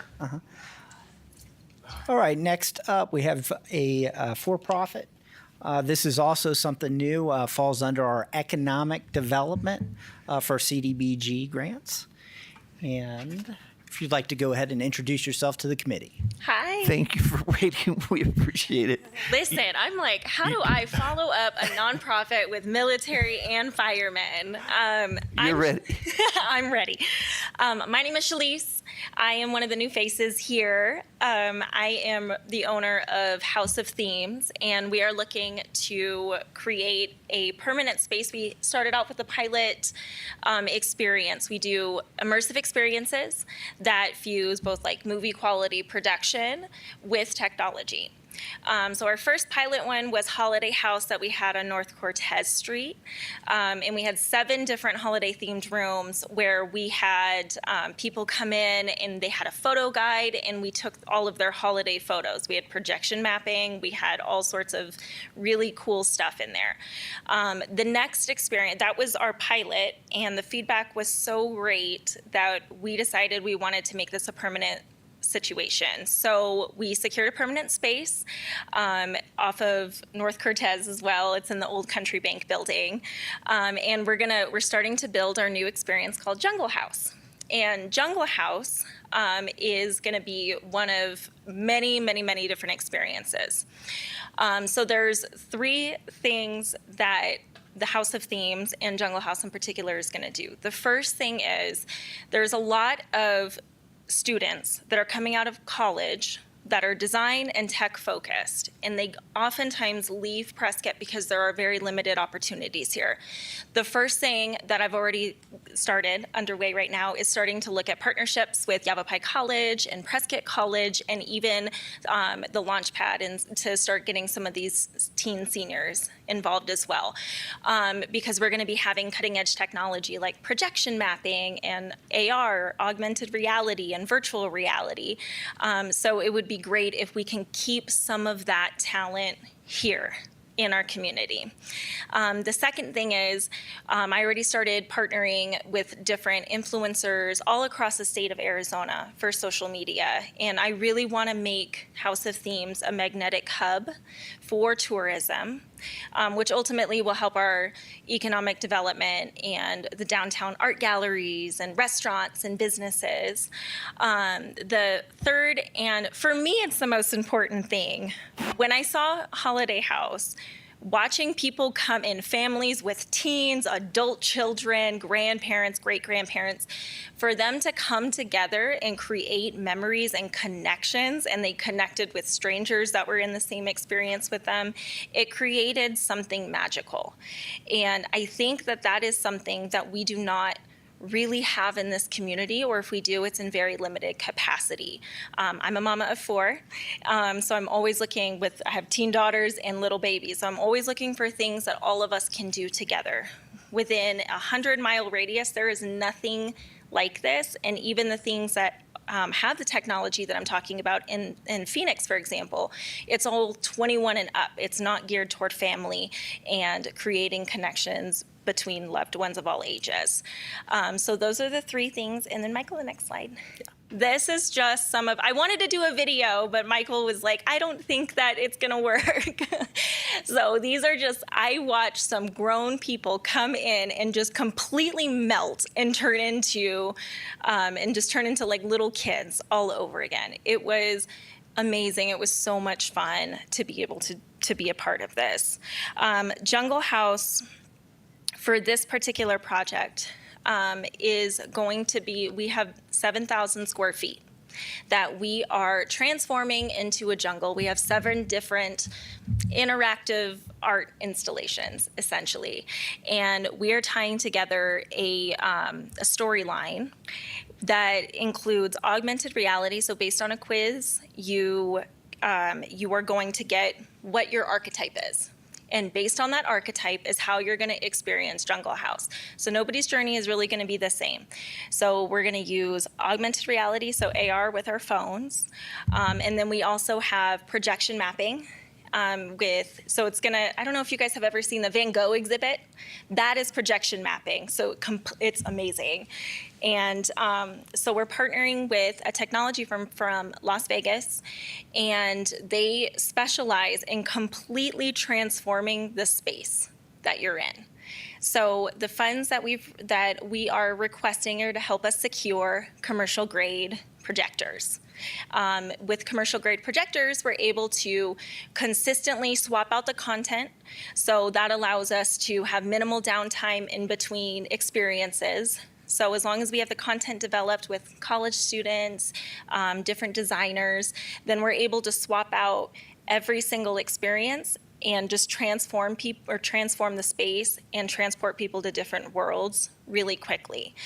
So this will keep our content fresh. It'll keep families locally able to come in and have different experiences all the time. It'll attract different tourists. So we're really excited about that.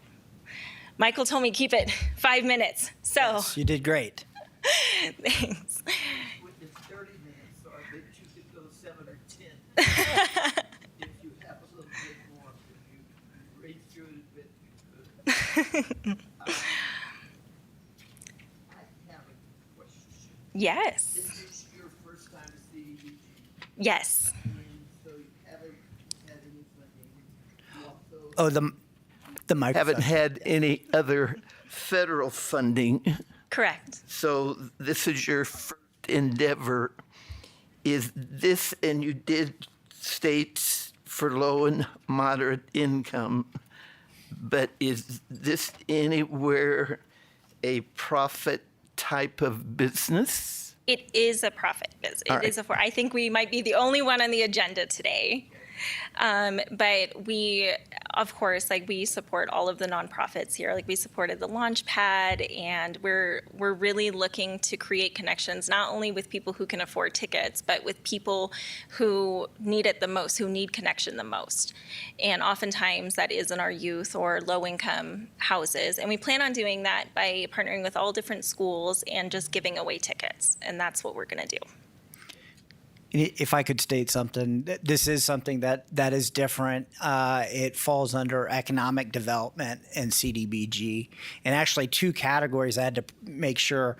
One is direct financial assistance to a for-profit, or the other way is micro enterprise assistant. That's a small business with under 5 employees, something like a new business. So again, this is something new and something we haven't done before. So, but it does fall under the CDBG umbrella. Okay. So let's start down at this end. Jenny, question? The property that you currently have, is it up and functional? It's, well, up and functional as in we're open. We're opening May 3rd. We're in construction right now. So if you guys see some really weird Indiana Jones displays happening, that's us. Deb? Sandy? Thank you, Madam Chair. Shalise, thank you for being here. Nice to hear your presentation. So I had a question about the low to moderate income, and I understand that this is economic development, so I'm not concerned over your processes to serve only low to moderate income, because people coming through those doors will not be always low to moderate income. Right. So kudos to you for stepping forward. When we ask a question in the package, will you be able to continue, or how will your project be impacted if you don't receive the entire $30,000? It said that you will pivot to using smaller scale projection mapping technology. So what does that mean? That means that we will finance a smaller projector. Because either way, we definitely want to make this happen, and we think that this is so important for the community. But the commercial grade projector is what is truly going to make the difference. It's like the difference between a little tiny 1080p TV and like a 4K theater. It completely transforms the experience, and I believe that that will directly correlate to the tourism and the economic development. So the heavy-duty commercial projector is $30,000. Yes, ma'am. So what is the lesser variety of the lower cost projector? $5,000 So- per projector, and to accomplish what we want to do in this space in particular, we need two of them.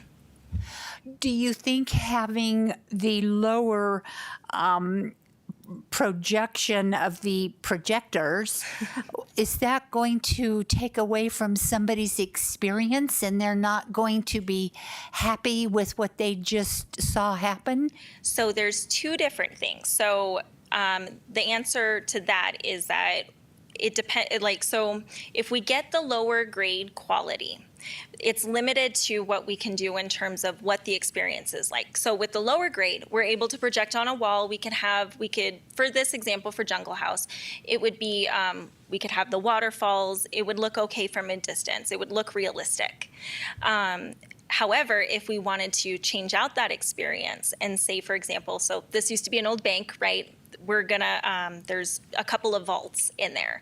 If we wanted to put those same projectors in the space, it would look pixelated. So it's not gonna have that same effect. And we would be limited in the type of experiences and projections that we could do, if that makes sense. So you, Shalise, are ready to take a chance with more pixelation and possibly unhappy customers to your venue. You're still going to make it work, maybe? I have to make it work.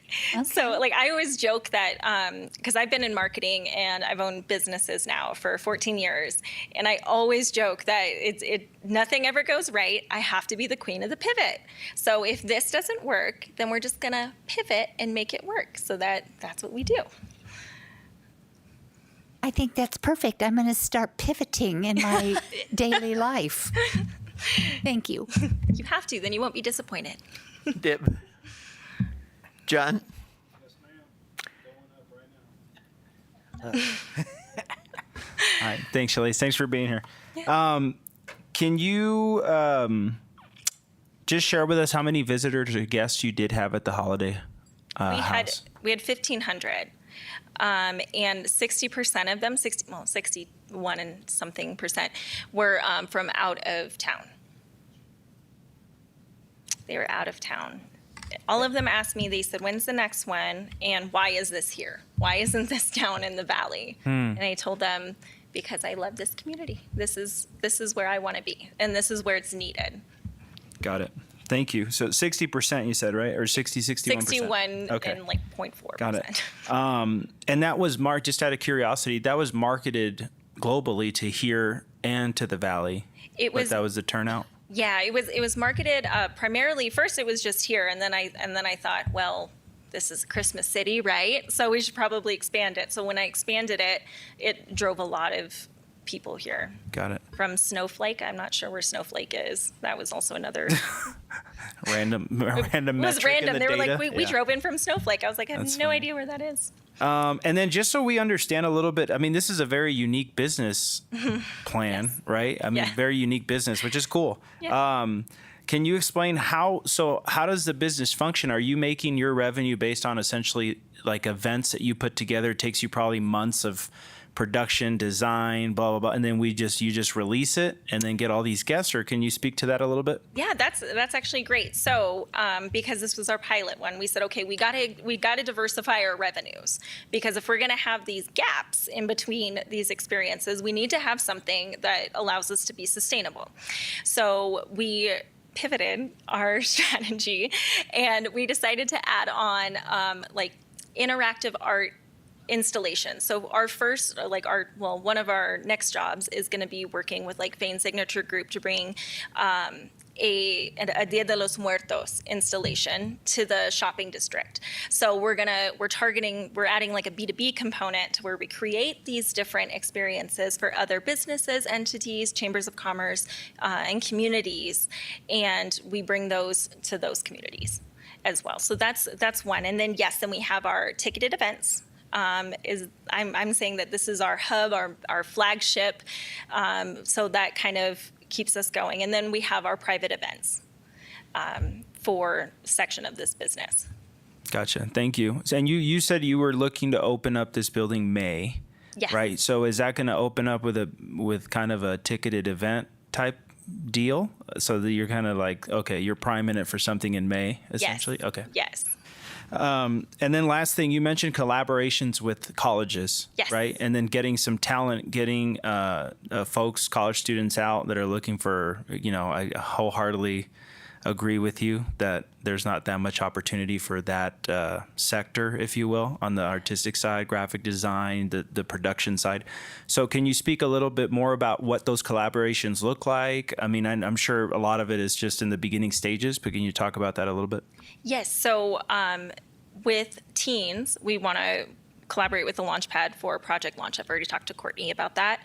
But then for on the collegiate level, what we want to be able to do is we want to be able to develop a program. Lumen and Forge and their designers, who we're partnering with from Vegas, they agreed to teach these college students, and we're in the middle of developing a program right now so that when the students that are in college, they can come through us, get a paid internship, and learn all of the skills that they need to create augmented reality assets, to be able to create projection mapping experiences.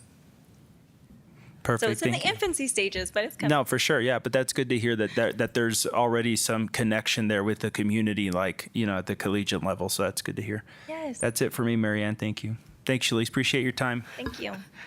So we're good? We're good? Thank you. Appreciate Thank you. it. This is something different. It is different. And thanks for turning in your app and doing the demonstration. Thank you, guys. All right, thank you. Okay, next up, do we need any breaks up on the dais? Any 5-minute breaks? Are we good to go? I do need to be out of here by 5. Okay, all right. We're going to keep on. Let's continue. Continue, yes, ma'am. If we need a break, we'll just get up and leave and Gotcha. come back. Okay. Prescott Meals on Wheels. Prescott Meals on Wheels.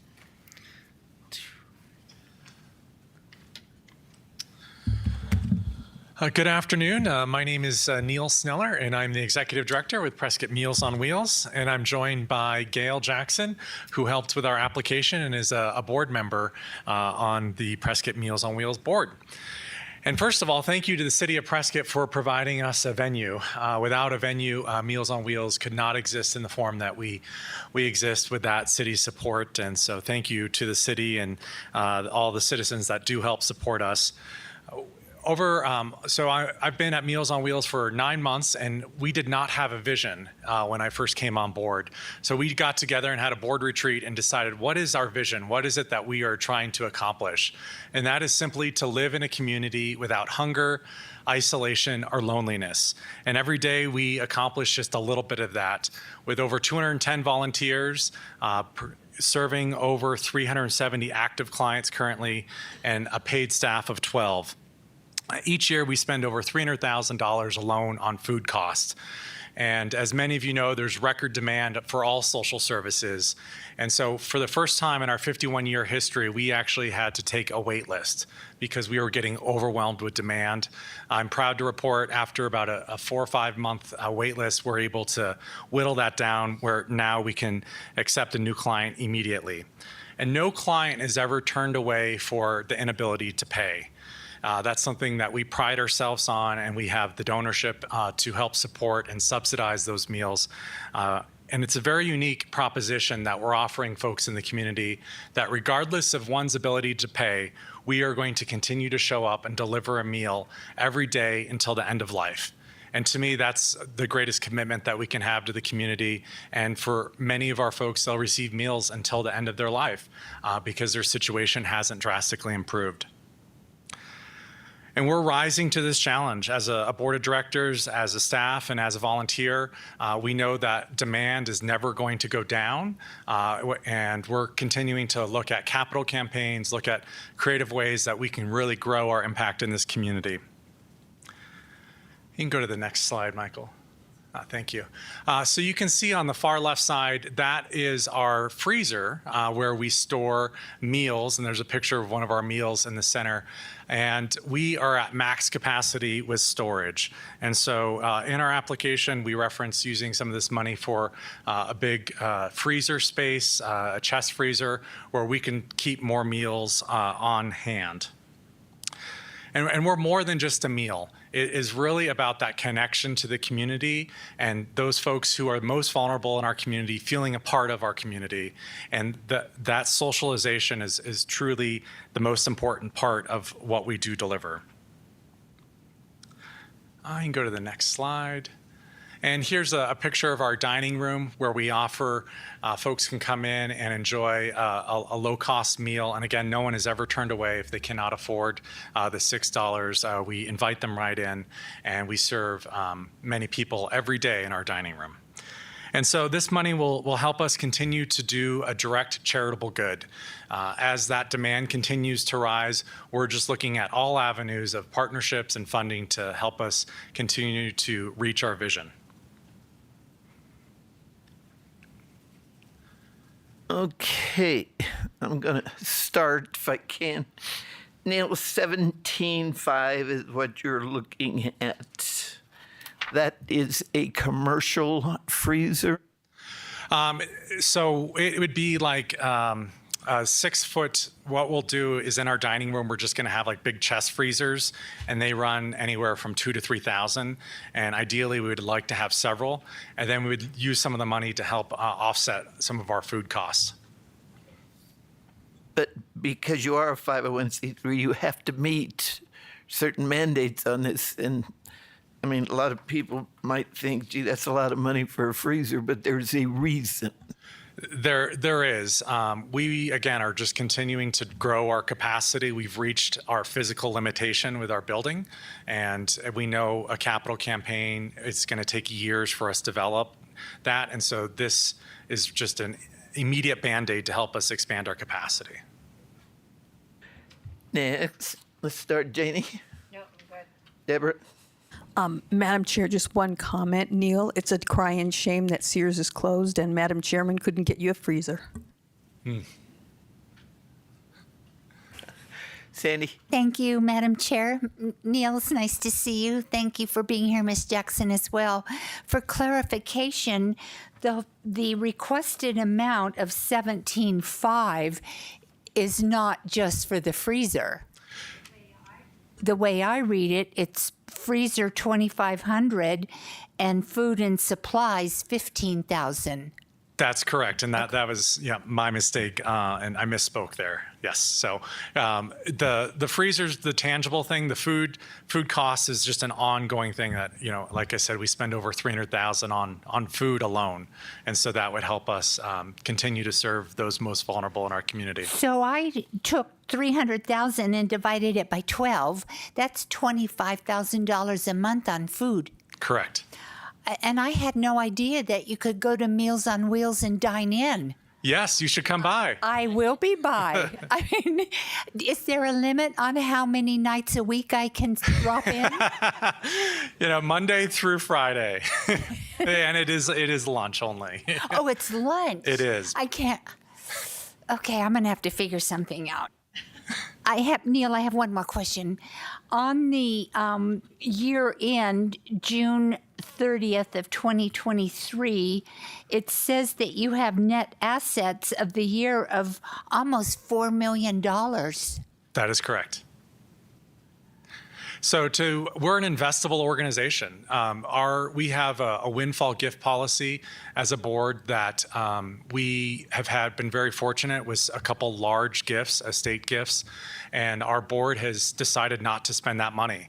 And that has been a strategic decision from our board of directors who decided that we're going to invest this money, and we're investable in that way. We don't have a threat to our funding, but you start looking at expansion, you start looking at growth of team members, and very quickly that money can evaporate. And so we will continue to probably have those investments because that is really our plan B.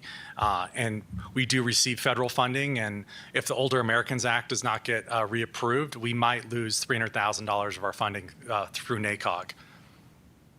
Thank you, my friend. Yes. I'm coming by for lunch. Deb? John? Yes, ma'am. Just two quick questions, Neil. How many meals would you say roughly are delivered per week or month, whatever the metric is in your mind that's easiest? Yeah, so as far as delivered meals, it's around 60,000 delivered in Prescott and Prescott Valley. Per year. Okay. Per calendar year. I was like, I was like, holy. Yep.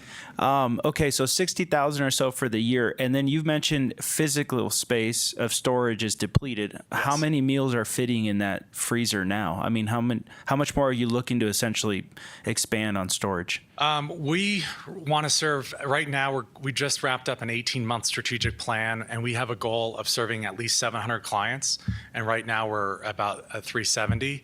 And so in our storage, currently we can keep about 1,000 frozen meals, which sounds like a lot, but when we had these snow days, I mean, folks that are food insecure, we provide frozen meals on the weekend so they have enough food to get through.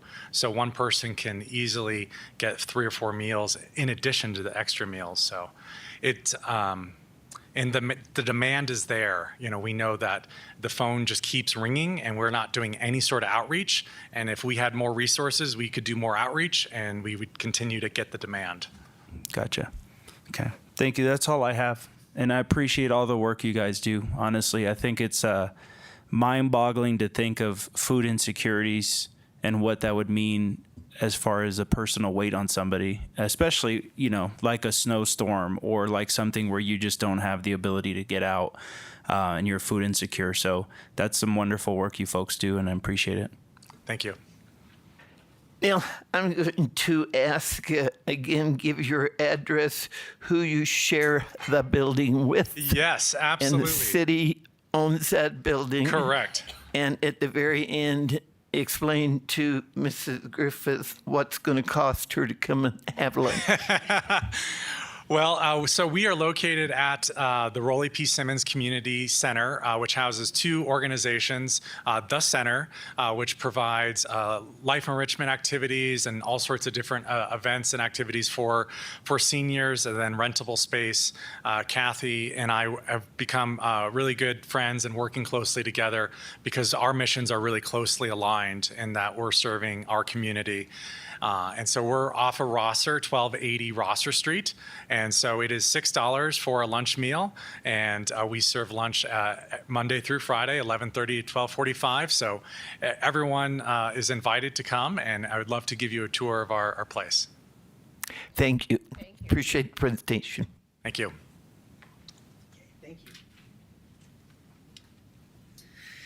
Okay, our next presentation is New Horizons. Kind of odd doing this, not being absolutely last. This is lovely. Nice to see you all. It's awesome. I'm Gary Janchik, grant writer and contract administrator for New Horizons Disability Empowerment Center. We've been helping our neighbors with disabilities for 32 years in our community. We offer programs to include Disability Jobs Program, Adaptive Fitness Center with a new wheelchair tennis program, a peer-to-peer counseling, frequently ADA classes for our people with disabilities. And those are all things we do within-house in our campus out in Prescott Valley. We also operate a paratransit service with 23 vans. We, in addition to serving the city of Prescott with the CDBG program, we cover 59,000 square miles of the state, which is, it's an unbelievable span from Mojave all the way back here, 5 counties. But our focus is here locally. We are looking at providing free transportation to City of Prescott residents in the LMI demographic. Many of these residents do not have vehicles, cannot afford the cost of taxis and other transportation when it is even available. We're looking at bringing these folks to medical appointments, grocery stores, pharmacies, as well as Department of Economic Security. Tend to be rides that are not needs. I'm sorry, not wants, but needs. People need this for their medical issues and for just surviving. We are looking at trying to expand over the previous year. You were very generous with this last year in increasing our allocation. So we're in the last program year, we're able to serve 368 passengers, 45 individual clients with 357 trips covering 2,147 miles. All of that within the city of Prescott. We're looking at an expansion, since you were so kind to double our funds, approximately doubling those numbers as we possibly can. The number is going to vary depending on how many miles traveled and how soon we use up our funding for this. The outcomes basically we seek for the City of Prescott residents through the program are improved access to critical services and shopping, which would otherwise be economically challenging for the clients we serve. That's pretty much it. I gave you a lot more information last year concerning our clients, and I can answer any questions about every aspect of what we're doing, but I've never felt more happy to come into work on a Monday morning since I've been here for 3 years. Okay, Gary, how many vehicles does the New Horizon own and operate? I don't have a number for what we're doing with our contract with the town of Prescott Valley for the Yava line, but the vehicles that we currently have in possession are 22. And a lot of those are funded through NACOG, WACOG, SIMPO, programs like that. All right, let's start down here with you, John.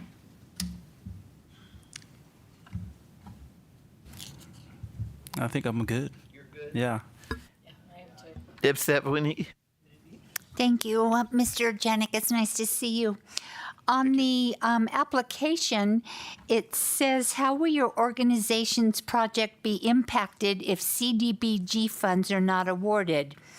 The statement says this project will not occur without CDBG funding. Then the next question says, will you be able to implement your project with only partial funding? It says that you will be able to operate this program with partial funding. Do we know when we say the word partial, what might happen to your program? It would be in direct proportion to the number that we could serve. And a good example would be the numbers from previous program year, where the number changed from 7,853 up to 13,449. That allows us to transport that many more people until we run out of funding. And I don't want to sound vague, but the price of fuel is a major contributor here. We are very fortunate right now that it's low. When it was up around $5 a gallon, it was a killer. It was really hurting the amount of miles that we could do to serve these clients. But it is direct proportion, and the funds are going nowhere but into the transportation for these clients. So just for example, you've asked for $16,000. Let's assume it's half, so $8,000. Does that mean that your 106 households supported would be reduced by half? I believe that would be correct, yes. Thank you, sir. Certainly. Deb Miller. I'm good. And Janie. Thank you, Gary. Appreciate it. In and done. And let's see what CDBG can do for you. Thank you all very much, and thank you, Michael, also. Absolutely. Thank you, Gary. Okay, our next applicant, another new applicant, is Northland Cares, John Duncan.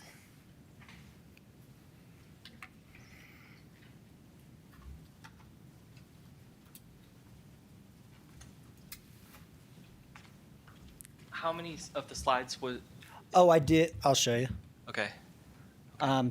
Just one, two? three. Three. Okay, perfect. Thank you so much. I think that's the three I was looking for. Okay, good. Gotta make it for short people. All right. Hi, my name is John Duncan. I'm with Northland Cares. I am the development coordinator for the organization. I've been working there since 2021 and have been primarily their grant writer and also their current person that is working on the future of the organization and trying to figure out exactly how to expand our services. Next slide. Go back actually, sorry. So I didn't know if he was going to keep this, but this is basically explaining our mission. We are primarily assisting with HIV, STI, and chronic hepatitis care. We are a fast-track clinic, so that means that the medications that are out there for any type of prevention of getting infected or helping the person out, like for instance, we have an active medication on hand if someone comes to us with chronic hepatitis, where we can get the medications into them immediately after the doctor's visit to evaluate their specific infection. And also we provide the medications for HIV prevention too. And I'll explain that a little bit further. Next slide. So we have a Prescott clinic, and again, it's fast, free, and confidential HIV testing, counseling, and education. We also be able to do PEP and PrEP navigation, and we also have a AIDS drug assistance program. We also provide outpatient HIV and STI medical care. Most of that clinic is funded by the Ryan White medical, dental, and other supportive services grant that's through the federal government, which is very restricted. So we can't necessarily go out of those bounds with anybody that has any needs with HIV or hepatitis C care.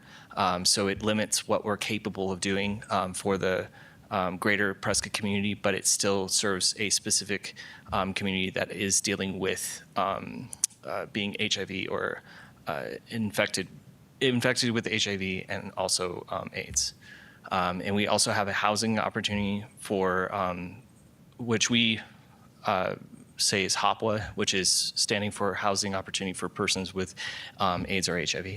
And that helps with tenant-based rental assistance and also short-term rental mortgage utilities and supportive services.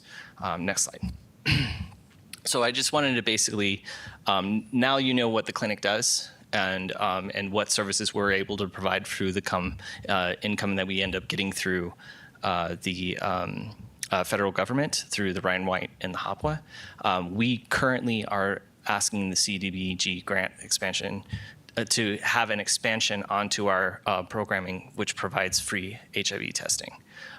We are in a current crisis and close to full-on epidemic of a syphilis outbreak in Arizona. Arizona is the #1 out of America that is actually highest, newest infections of syphilis. And so we are trying to be able to expand our program to a greater populace of all of Prescott to be able to give people a chance to be able to get tested, free rapid syphilis testing, and be able to do that. Now, the cost of a syphilis test is $10 per test. So this would allow us to be able to test 300 people in the Prescott area. And it would also allow us to do a simultaneous testing with our HIV testing, which we already do. So that $3,000 would go straight to testing. We would also help us with a outreach development and events. So we would focus on testing events and being out in the community and local communities to be able to do that. We also have a mobile unit that we've had for about a year now, and it's going great, and it gives us a chance to be able to go to local events and provide that testing. And we would be doing a local outreach advancing our local outreach program to be visiting adult facilities with elderly care, and also to be able to reach out to the sober centers in Prescott and reach out to them and do some more testing in those specific areas to go back to the one above that, which is accessing high risk areas and populations. So we would basically do an assessment of that and try to be able to reach out to those specific communities, but also to be able to do it broadly, because one of the things that is a demographic that has been primarily the biggest concern is that there has been a increase of 449% increase of women being infected with syphilis, which has increased the amount of syphilis in pregnant women, and an infant mortality of babies infected with syphilis. We're basically gauging on a state level that we have a baby, an infant that is infected with syphilis dying every 2 weeks. So every single time someone gets a paycheck, they end up, there's a baby that ends up passing away. So we want to be able to combat this and to be able to be at the forefront of this. Now, you may say, there's other agencies that will be able to provide the specific care, but no one's providing it for free. So if you end up going to the health department that is already working with it, and we also are too, we are wanting to branch this out and be able to provide it as a free service to the local community, and to be able to be working with other community organizations, like for instance CCJ, like for instance other health clinics and stuff like that, to be able to give us a chance to be able to have that referral center for people to be able to reach out to. Now, one thing that we've added on to this, which is the weekend and holiday PEP call program, which is basically a 24-hour service to be able to provide testing and also counseling for anybody that has had an accidental exposure. Now, some people would actually be wondering what an accidental exposure is, and that is any type you have first responders that have needle prick. So like, for instance, a nurse that's working in a nursing home or at the hospital, they get a prick in the needle, a finger prick from a needle, and when they end up having that prick, there's only a 72-hour window to be able to get the medications into their system to stop the infection. Another minute, John. Thank you. Sorry. And then and that gives us a chance to be able to get those medications into them. The other thing that, and I just want to move down because I only have a minute, the housing and rental assistance is to help out those homeless. It prevents homelessness because we prevent the opportunity for that person to be actually homeless. We give them a chance to be able to get the needs that they need at that specific moment. If they end up positive, or we end up getting them housed immediately as soon as possible. And we also have non-medical assistance that we need to be able to do in the gap of between infection, when they are infected and when they end up getting housed. So are we good? All right, sorry about that. 5 minutes. I know, right? I could go on and on and on. I actually had 5 or 6 pages of this, so I had to lower it down to 6. So that's why I'm talking fast too, because I have a lot. John, this is first time Northland Cares has applied at CDBG? Correct, yes. How was your other funding before you came to CDBG? Was there other organizations, legacies, private? So there is other organizations that have helped us in the past. Basically, Northland Cares, in the full presentation, has been around for 20 years. And we've sought out help throughout the community, but we've primarily been getting federal funding. What we found is the federal funding is lacking at a certain point, because we have to be able to find a way to cover the people year round. We're only given a certain amount of limited funding, and also it limits us on what we're capable of spending on projects. So like, for instance, the United Way has helped us out tremendously in expanding a lot of our ways to be able to expand, just like we're wanting to expand this, expand our programs, and to be able to give out a robust marketing, and also we wouldn't have the mobile unit without them. We originally sought out help from a federal agency, and unfortunately, that federal agency backed out at the last minute, and so therefore, United Way was there immediately. United Way of Yavapai County, immediately to be able to assist us and get that vehicle because we ended up having to pay for that out of hand. John, you throw a pretty big net out. You take care of housing, you got a free clinic, you distribute medicines, you're tested.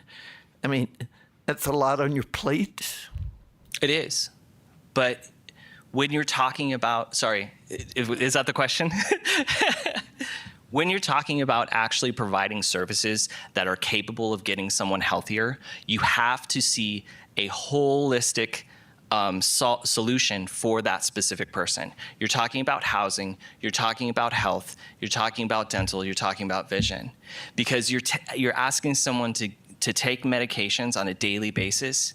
I mean, when we end up talking about the weekend and holiday PEP program, you're talking about a month of medications that are costing close to $3,000 that person would have to pay out of pocket. We do that totally free through the federal government. And this gives us a chance to be able to get the labor force for us to pay for someone to be able to do that 24/7.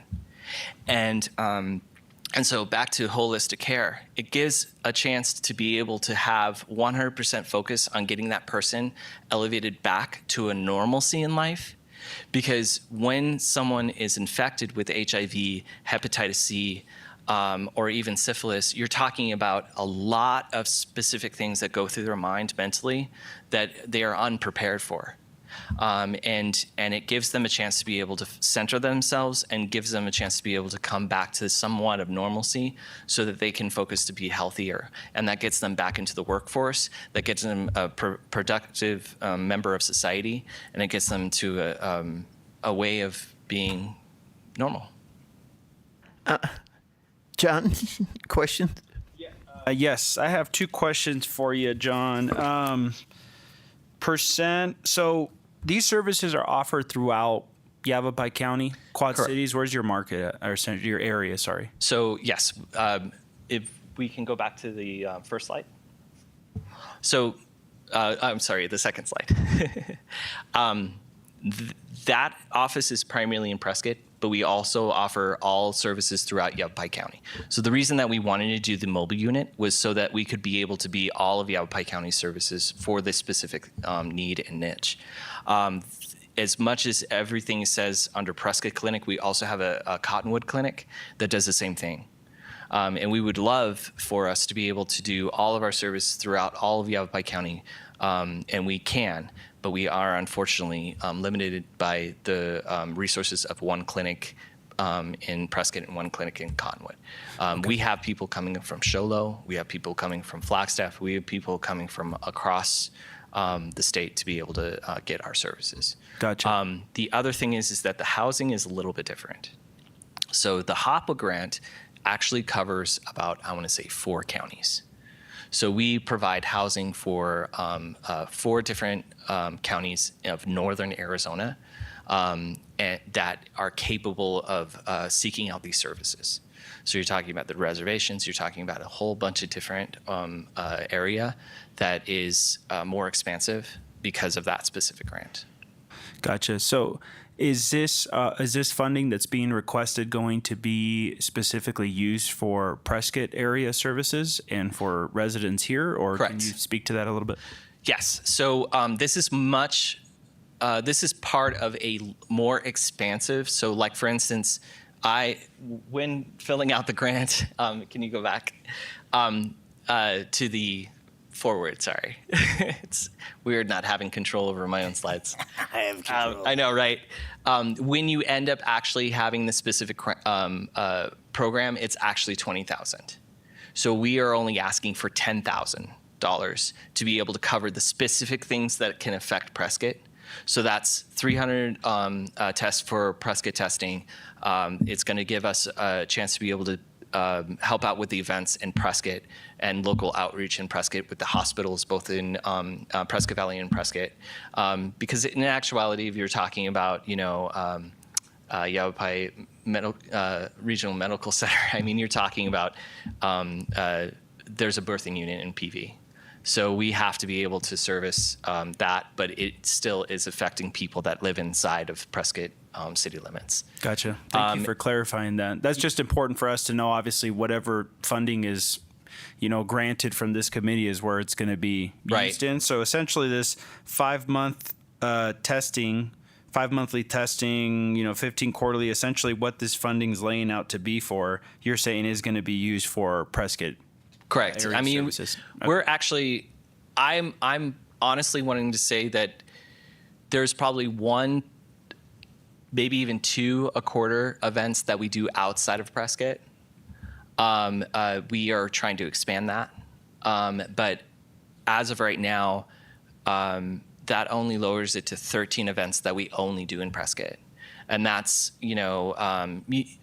music events, that's health fairs, that's going to CCJ, that's going to Yavapai College, that's going to Prescott College to be able to do these testing events. It just adds on that syphilis rapid testing because we need to be able to assess that and to bring those numbers down. Thank you, John. Appreciate that. Oh, yeah, you're welcome. Debbie? So I have a question about last year's. How many positive syphilis tests did you have in the city of Prescott last year? We have not included syphilis testing because we haven't been able to do that. Cases of syphilis. Right. Not testing, cases of syphilis. Right. So we had no cases of syphilis in Prescott last year. We have not tested for syphilis in our agency. So let me bring that up. Sorry, my computer froze. But it's all based upon data that we're receiving from at the state level. So, for instance, it's over 1,000 people. In Prescott? Not in Prescott, but statewide. Yeah. So we don't know how many. Correct. But we do know that it is rising in a state level. The state level, yeah. So it also says that you're going to serve 525 Prescott residents this coming year. And Those are people that we end up seeing as high risk. So that's people that are, we work closely with an organization that does a needle exchange. So we get those people tested at the same needle exchange. So we work really closely with those organizations. We also do most of our testing at homeless shelters. We do it at food banks. We do it at events. We are actually going to be doing it through the end of year. We do testing, I apologize, at both Prescott College, Yavapai College, and Embry-Riddle.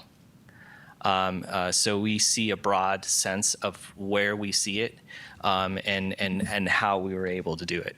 And especially with adult centers, we're actually finding that the state has found a lot of elderly care centers are actually seeing a spike in those specific regions. Oh, and recovery centers. Sandy? Thank you, Chair. Thank you, John. I understand your quarterly schedule, 5 monthly testing. Is that for syphilis? That's primarily what we've been doing for the last 20 years. But why would we want HIV. to do that if we don't have a major outbreak of syphilis and we're not on the radar? We are on the radar. I'm just referring to her question that had to do with our testing at our facility. We have not tested in the past, and we're trying to increase the amount. So, for instance, at the data, we have had a 449% increase of women having been infected with syphilis on a state level, and we have to be able to assess that. But what about our local level? Where are we? Very good question, and I can get you that data specifically. Okay, so I understand holistic care And I tend to agree with Chair Suttles that you have cast a very wide net that could be problematic.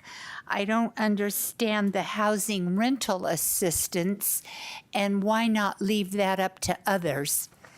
And your quarterly report and your schedule doesn't make any comments about housing assistance. It's all testing. Correct, because we want to be able to do the expansion that we need to be able to meet the needs of the community and where we are with that. So there is a specific gap that happens between the services that we're capable of providing that community that run out every single year. That specific amount of money would be able to help out those that are incapable of getting those funds, like for instance, close to the end of the year when those funds run out that we receive from the federal government. I'm so sorry. I don't understand. Okay. Relate to housing. Oh, because of the HOPWA grant that we end up getting. Can you go to slide 2? Yes, absolutely. 1 second. Because of the HOPWA grant that we end up getting the rental assistance through only is a certain amount of money every single quarter, every single year. And so therefore, when that money runs out, it gives us a chance to be able to fulfill the need for those specific people. So it gives them a chance to be able to be either staying housed or getting them housed in the winter months where it is needed the most. Because when you end up going by a federal agency, like for instance what HOPWA is, it ends up running out at the end of the year. And so therefore it gives us a chance to be able to have those funds to be able to help out those people in need. Okay. So, John, I would like you to please redo your application for Michael and make your question number 30 terribly transparent and clear on what's happening with your housing funds, because they're not recognized at all in your quarterly Okay. delineation of funds. All right. We can look at that. We'll get after this. We'll look at that and make sure it's very clear in the application. And just one clarification, and I think you already mentioned this, that Northland Cares is already in the housing space. Correct. Right. We're already serving people with housing, like Right. for instance through the HOPWA grant. Yeah. So you're just needing more of an explanation on that. Is that correct, Miss? I understand that you are serving through the Aqua, is that what it is? HOPWA. APA. Yeah, HOPWA. APA. Which is housing opportunities Okay. for persons with AIDS. APA. Yeah. However, when the APA runs out, then you take over for some sort of support through your. Yes, most of our unrestricted funds ends up coming from that specific way to be able to fill those needs. Great, but that's not clear in this application. Okay. I think I understand. So we'll get together and just clarifying that gap. Yeah. That's what you're speaking of? Perfect, thank you. Okay. Thank you. Okay. Ladies, Deborah Miller? No, I'm good. Janie? Okay. Then, John, I think we appreciate your presentation, your information. Going to fine tune it. This is your first time. Yeah. There'll Yeah. always be questions. Mike will help you with that. Absolutely. Thank you. Thank you. Awesome. Thank you, John. Okay, so next up, what do we have? People Who Care, Mr. Barry. Hi there. My name is Barry DeKemper. I'm sorry. How long you been? I was a school teacher, and my students were always yelling me, "Don't talk so loud, DeKemper." How long have you been sitting and waiting for us? That's right. That's okay. I don't mind. Barry DeKemper, I'm Development Director of People Who Care, and I'm here to tell you just a little bit. I'll try and be quick on this. Our mission, of course, is to help adults who can't drive to live independently and safely. That's our purpose. We do that with our volunteer network, escorted transportation for like doctor's appointments, grocery shopping, that sort of thing. And we've also expanded a lot in the last few years for non-medical support services like low vision and technology assistance and minor home repairs, home safety, that sort of thing. We don't charge the clients anything.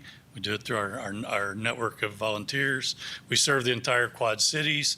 We're asking you for $19,000+ to serve just Prescott residents over the grant cycle. And our goal is to serve 300 of them coming up. Right now, You guys use 64% of the services we provided in 2023 went to Prescott residents. That was 5,600 services, almost 50,000 miles, 9,500 volunteer hours, and we served 269 last year. All right. Next slide, please, Michael. Thank you. Why do we want it? Large, growing, older population. I'm sure you guys know about that. I probably don't have to run the statistics by you, but I like to. 49% of the people in Prescott are 60 and older. 40% about 65 and older. For people who care, 96% of our neighbors, that's what we call our clients, are 60 plus. Over 60% are 80 years and older. So there's a big need.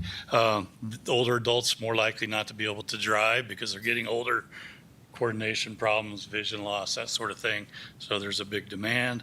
They struggle to live. If you can't drive, think, put yourself in their shoes. How do you get to the grocery store if you don't have family living nearby or friends?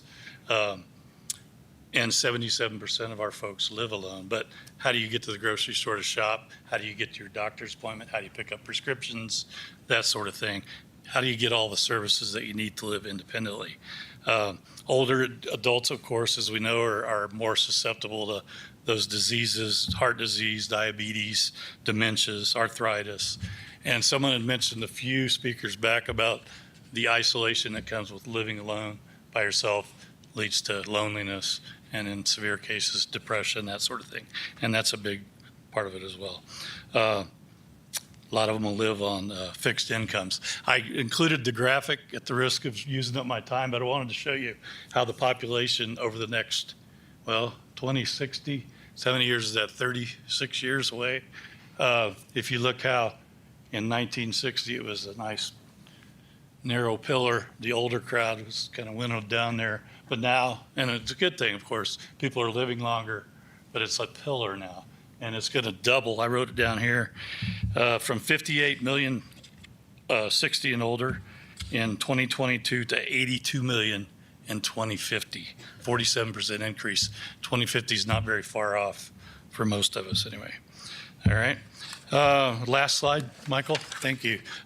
You know about us. We're 501c3. We've been around for 32 years. That was not a call. That's just like a chest dial. Sorry. Anyway, 32 years, began out of a woman's kitchen table in Prescott and began serving Prescott and Chino Valley. We now do the Quad Cities. We've been one of your recipients for this for 2016. We hope to carry on the streak. We don't take you for granted. You guys have been a wonderful partner for us. We hope you feel that about us. Our network, our volunteers, I think all volunteers are wonderful folks. We think ours is just as good as anybody. A lot of them have been around for a long time, and we're counting on them down the road.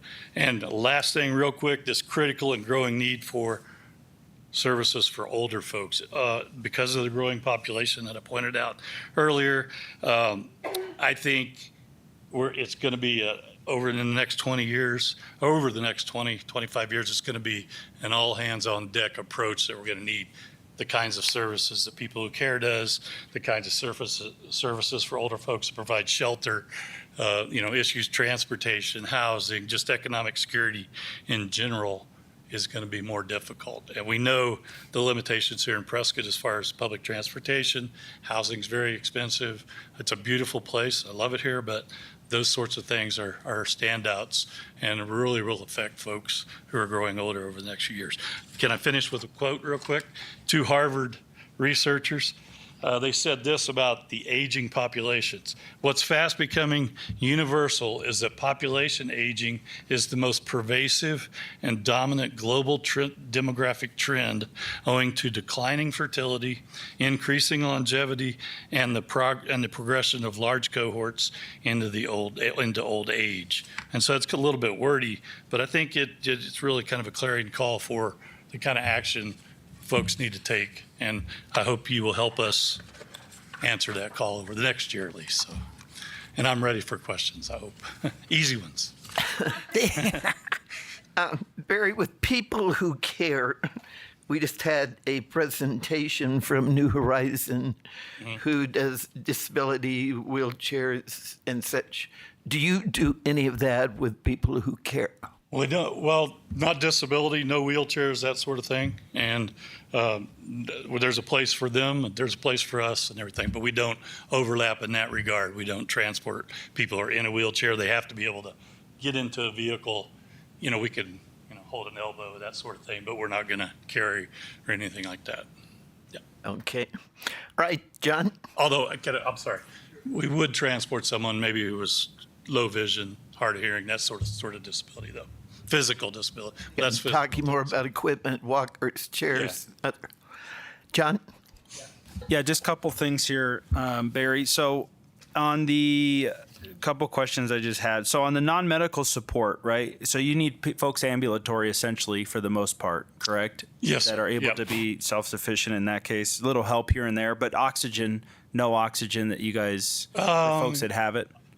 I think you could, as long as they could manage it themselves. Yes. Okay, got it. It's just I've seen you come by the committee several times. I've never asked that. So, okay. On your question 31 about budget line item and descriptions, talks about paid labor.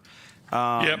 What would that be? What's the paid labor in this? It'd be my salary. Okay. It would be the people who schedule the neighbors, the clients, and call for. We call it our call center. We'll have a couple of volunteers and a paid employee there that answering calls all day and scheduling. Gotcha. Services. Essentially the operational side, because all the folks that are doing the transportation are volunteers. Is that correct? Yeah. Yes, sir. Yeah, Yep. got it. If I could encapsulate the expenses, we call it general operating expenses. So.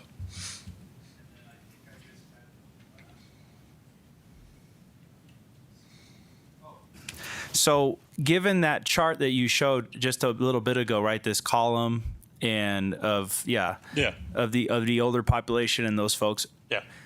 What always pains us as a committee, right, is that we have a very small little bucket of money. I understand. That we have to come to terms with, and that is very excruciating for us to try to see all these wonderful people in the community doing great work, and then us try to figure out how to do with a little bit of money. Yep. So as an organization with this in mind, how are you folks looking to secure funding, or I guess as an organization, what's the response to this sort of trend and how you're going to meet that demand, if you will? Well, we were trying to as I don't get out into the community that much, but our new executive director and volunteer coordinator do, and we're trying to bring awareness to the ageism problem that's coming. And I think it's freight train coming, and it's not Prescott's fault, but there's a lot of old folks here, so it'll be kind of an epicenter of this sort of thing they're gonna have to address over the few years. So that's what we're doing, and then we're of course trying to drum up our grants and our donations and that sort of thing so that we can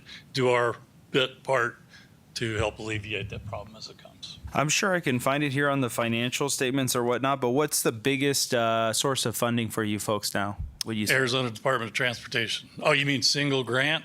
Yeah. But grants are about half of our revenue, and the other half's individual donations. And then okay, gotcha. In general, yeah. That's healthy. All right, thank People you. are very Appreciate generous. it, Barry. Thank you. Thank you, John.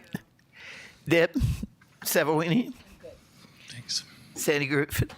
Thank you, Madam Chair. Barry, it's nice to see you. Thank you. You have a statement in here that says if you receive only partial funding, you will address the shortfall by reallocating funding from other sources. So are those other sources the matching funds that you have listed in your application? The matching funds, can you direct me to that? I'm sorry. It's question 31. Oh. Yeah, we would reallocate. I was thinking we would probably have to pull it from other grants that we got. I mean, this is what we're asking from you guys is a portion, of course, so we would spread it a little thinner. Okay. And I probably should have hit harder the idea that we'll probably just keep looking for more grants. It's a never-ending problem, and be out begging and borrowing for more money. I don't understand the percentage sheet. Michael, would you go back to the first slide? And it's in our package as well. There you Okay. go. I don't understand what the 58% is from. Okay, so neighbors or client, that's the number. So we served last year, we served a full 460. Right. Oh, Barry, in the microphone, please. Oh, I'm sorry. Yeah, sorry about that. And then Prescott is 269. So that should be 58% of 464 unless I messed up my math. It's not, but that's okay. How far off are we? Not that far. I'll give you a B+. plus. Yeah. Well, I was an English teacher. Give me a break. It's cool. We got it. We got you covered, man. I'm sorry. Yeah, I apologize. I should have checked my numbers. No apology necessary. Okay, now it calls into question all the others. So No. Okay, thank you, sir. thank you. Ladies, Deborah Miller. I don't have any questions, but thank you again for applying. Yeah, thank you. Well, we And Janie. thank you. All right, Barry. Thank you very much. You've Thank you. been here almost as long as I have. Is that right? Came in shortly afterwards. So Oh, I thought you were a long time, been around for a long time. I meant today. Oh, We really? Appreciate your patience. Thank you. Yeah. Don't call her old. Thanks, Barry. Okay, next up we have the launch pad.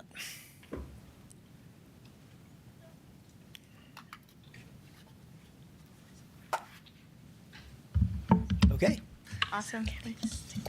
and please introduce yourselves to the committee.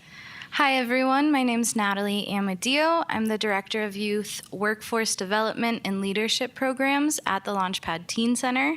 I'm here with my colleague, Catherine Robbins, who is our Director of Fund Development. Thanks. So today we're asking for grant support for a few of our programs at the Launchpad. The first one being Project Launch, which is a workforce development workshop for youth in the area offered 4 times per year. During the workshop, we are connecting youth to local resources, mentors, and experiential activities in order to help them get their first job and really feel ready to enter the workforce. They're able to develop a strong sense of identity and a lot of empowerment skills as well. A few things that I wanted to point out from this year that we've included are topics around the art of effective communication, how to nail an interview, conversation starters and networking, leadership skills, and a lot more. I'm also really proud of our partnership with City of Prescott Human Resources Department, who have come in to conduct the mock interviews for every session of Project Launch this year. It's a really meaningful experience for our teens to get real one-on-one interview skills with amazing people in our community. The other program that we are hoping for funding for is called our Moon Cafe Apprenticeship Program. This serves 15 youth per year with a paid apprenticeship in our small little cafe in the teen center. They get real world work experience in a social enterprise in our community and are able to also give back through our All Access Pass program, where they are creating meals for teens who are in low to moderate income thresholds. 80% of our cafe apprentices who participate in the 8-month apprenticeship program come from LMI households themselves as well. Thanks. Okay. Awesome. So I also wanted to talk a bit more about our All Access Pass program. Our All Access Pass offers LMI youth or families facing some sort of food insecurity due to financial hardship a free meal every single day. They get to choose from the menu. They go up in order. We've created a lot of less stigma around asking for food assistance by creating the term All Access Pass. It's well used in our community, and the teens are able to order without having to pay and have the option to choose their own meal. So 6 out of 10 of our families, roughly, I believe 57%, are teens whose families fall within the HUD definition of LMI. So that would be a median income of $60,400 for a family of 4. Also related to this program, teens who are granted the All Access Pass receive full scholarships for any program that they want to participate in for the entire year. And then their families are able to reapply the following year if needed. And like I mentioned, this really destigmatizes financial and food assistance in our community. And then the teens who are participating in creating the food and the meals themselves feel a sense of volunteerism and empathy, and are able to give back, since many of them also could use that same assistance. I think the last thing that I just wanted to mention were a few other partnerships that we've included this year. I'm really proud of our partnership with the Yavapai Prescott Indian Tribe. We were able to conduct portions of Project Launch during their career development training. And we also partnered in an internship with them where we were able to bring a YPIT teen into the Moon Cafe apprenticeship program. Another opportunity that we've created is a mentorship with a local retired businessman who comes in and works one-on-one with the teens in the cafe program. He conducts entrance and exit interviews as well as just like one-on-one job training and check-ins. We finally have created other partnerships around internships. So we were able to offer remote intern positions to teens over the summer, as well as that was continued this year. So we'll be offering more of those in the spring and summer as well. And that's through the Center for the Future of Arizona. Thank you all so much for your time, and we're ready to take some questions. Right. Your Blue Moon Cafe, you're looking at an apprenticeship. Is that cafe only for the Launchpad? Do you have any public coming in?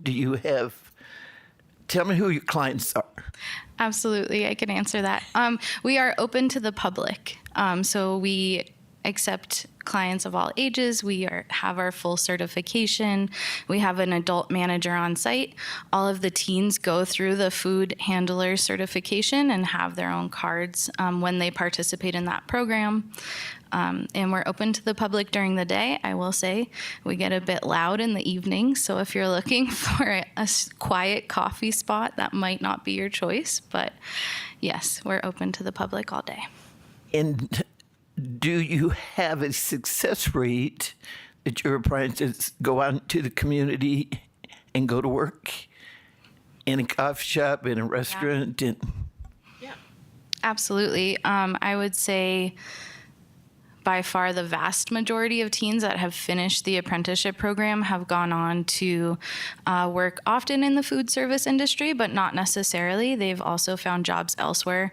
I can think of a few teens off the top of my head who have gone on to work at In-N-Out, for example, at Fry's, at other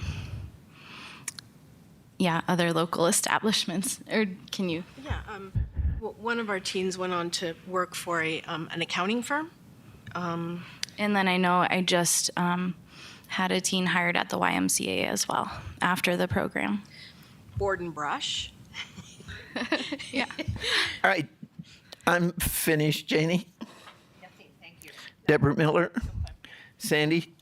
Thank you, Madam Chair. Ladies, welcome. Nice to see you. Thanks. So I have a question on the Moon Cafe apprenticeship. I see how we have our 3 modules of 5 and how they move through the process every quarter. Yeah. What happens to the last 5 when we're at the end of our quarter? Yeah. So what happens is that some of them graduate during the program year.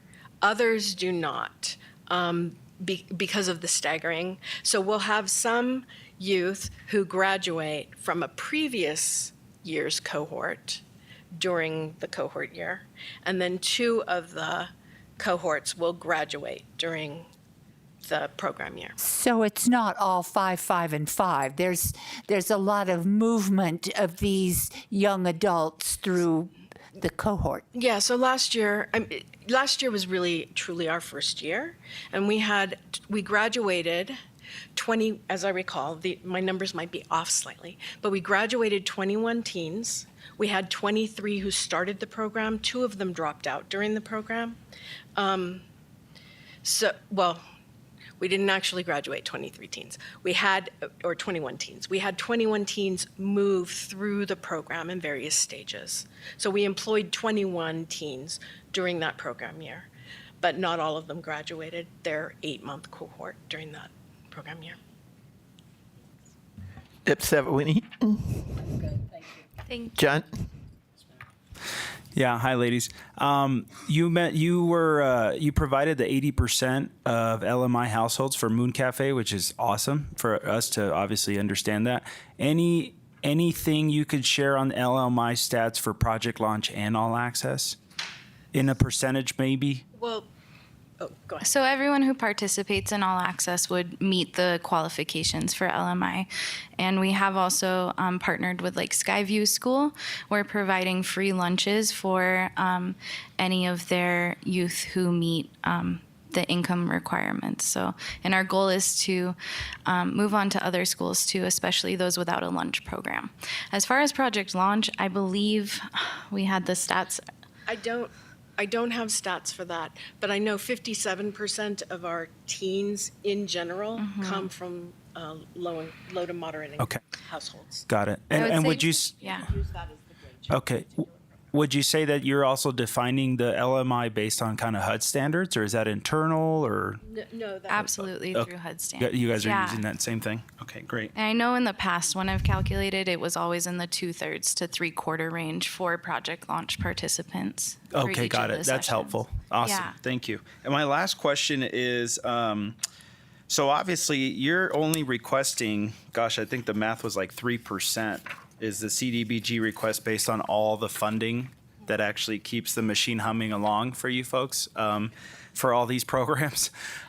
So is there any specification of these funds to go to a certain out of, say, these 3 All Access, or is it really just kind of a request to pull it into what you folks are already doing? So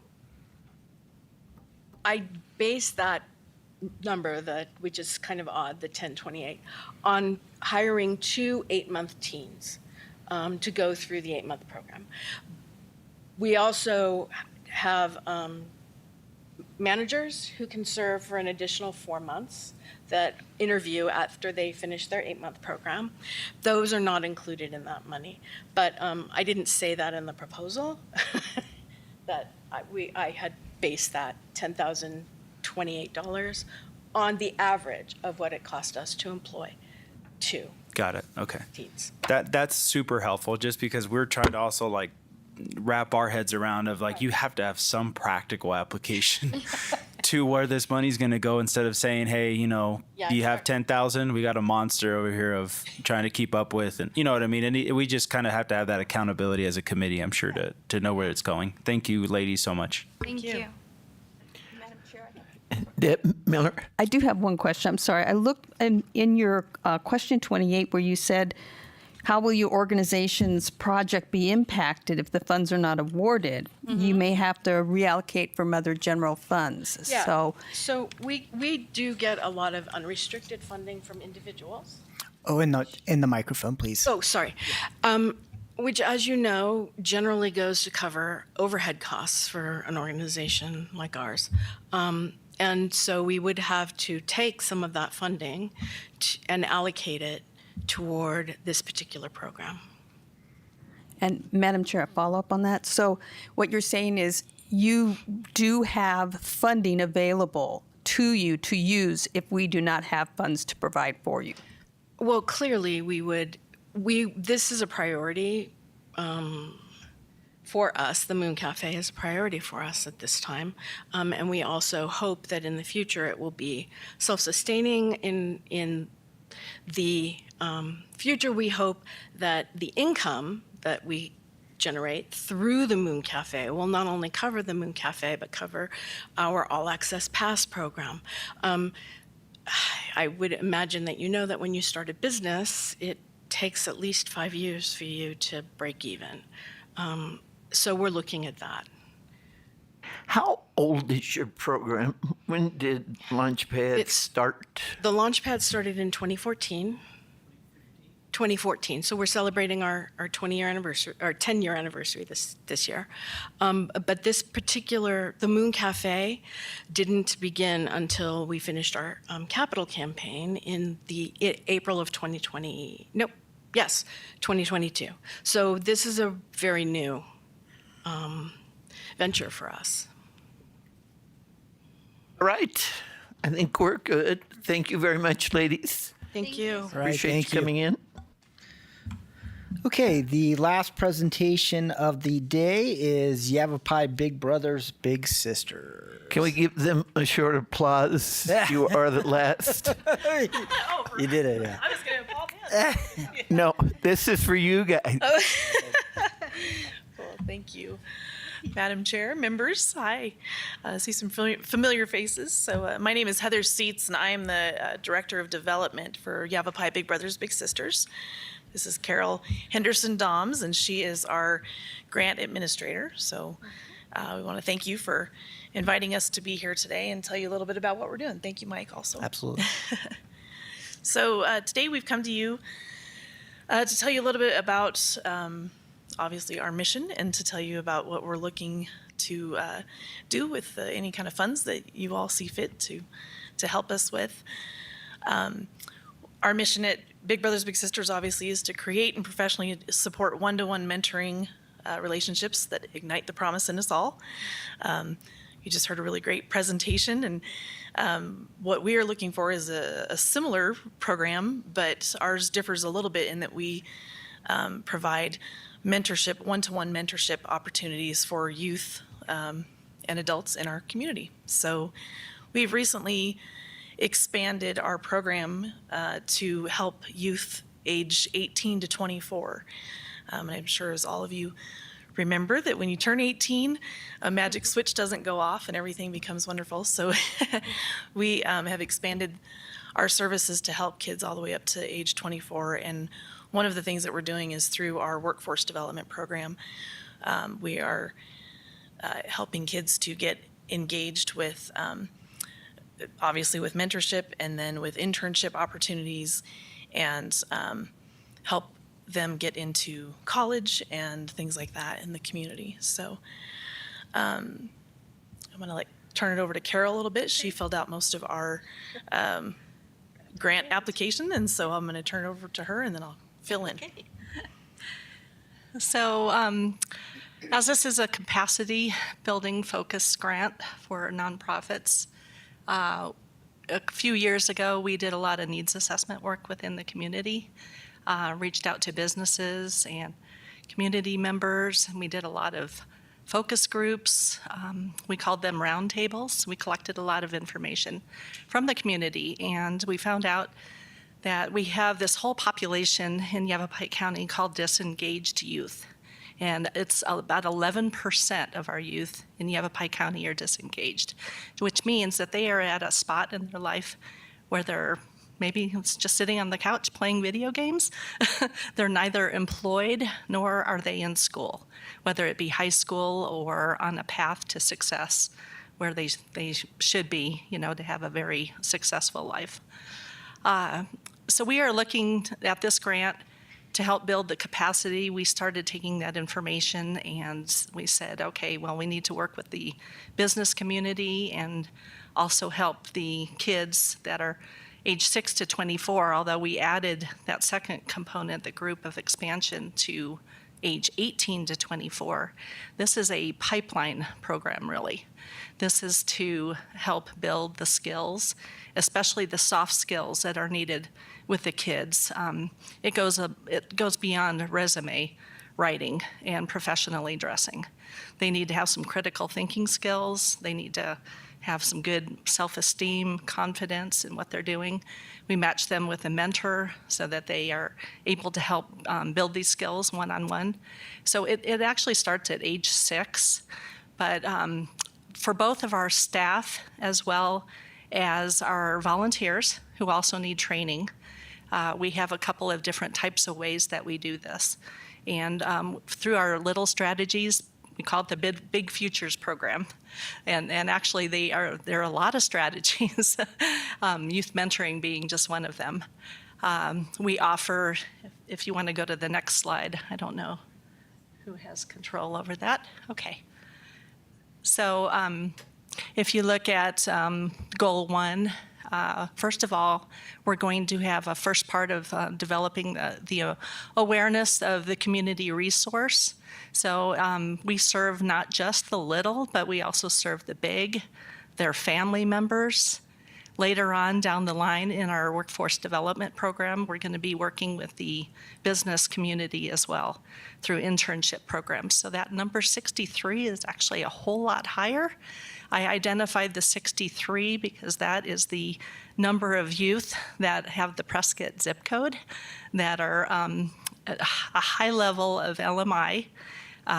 We have the ability to document at least probably 95% of our population falls within that LMI category. But we are going to provide a couple of different types of things in order for them to get the experience and that one-on-one time with their big. We have quarterly events that will happen, like just getting onto the Yavapai College campus. You know, that's going to be huge to maybe a junior in high school if they get to go with their big. We also want to be able to provide this information through our symposium. We just held the very successful symposium. I don't know, we had how many attendees? It's like 85 attendees. We provide training there in all different types of information from the community. Some of the sessions that I attended was on MATForce, so the substance abuse prevention. It's all things mentoring, actually. So a lot of the topics that our volunteers encounter with the youth, whether it be mental health, suicide, you know, how to deal with hormones in the teen years. We have different ways of providing this information to our littles. And then, of course, you know, especially if they have siblings at home, that information is going to get to them as well. So under our goal 2, the other event that we're going to be holding is the Big Future monthly events, and as well the mentoring symposium. This goal 2 is actually focused on the training with their youth, or the youth and also their families, that they focus on their college or career goals. We are not being prescriptive and saying that everyone needs to go to college, because that is not the case. We much like when we're doing a match, we looked at the strengths of the little, their aspirations in life. You know, what did they bring to the table? Where do they need support?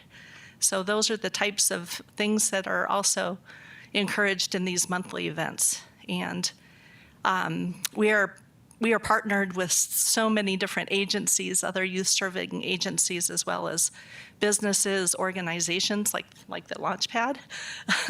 So we are going to capitalize on their expertise and bring in their knowledge, you know, for the presentations, the monthly events, any of the tours. We will utilize our own in-house expertise, you know, with our match advisors. They act as our case managers. We have 4 full-time match advisors that run that. We are centered right now around a life skill curriculum, and you can see on this PowerPoint the different types of topics that we encourage. It is integrated with our Big Brothers Big Sisters standards of practice, which means that, you know, we are first and foremost tuning into what those standards of practice are, to, you know, to make sure that we are following the evidence-based model. About one more minute. Mentoring. So if you can go to the next slide. So the mentor training, this is part of it.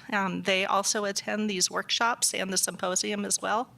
You can see on the bullet points the different types of things that we are providing.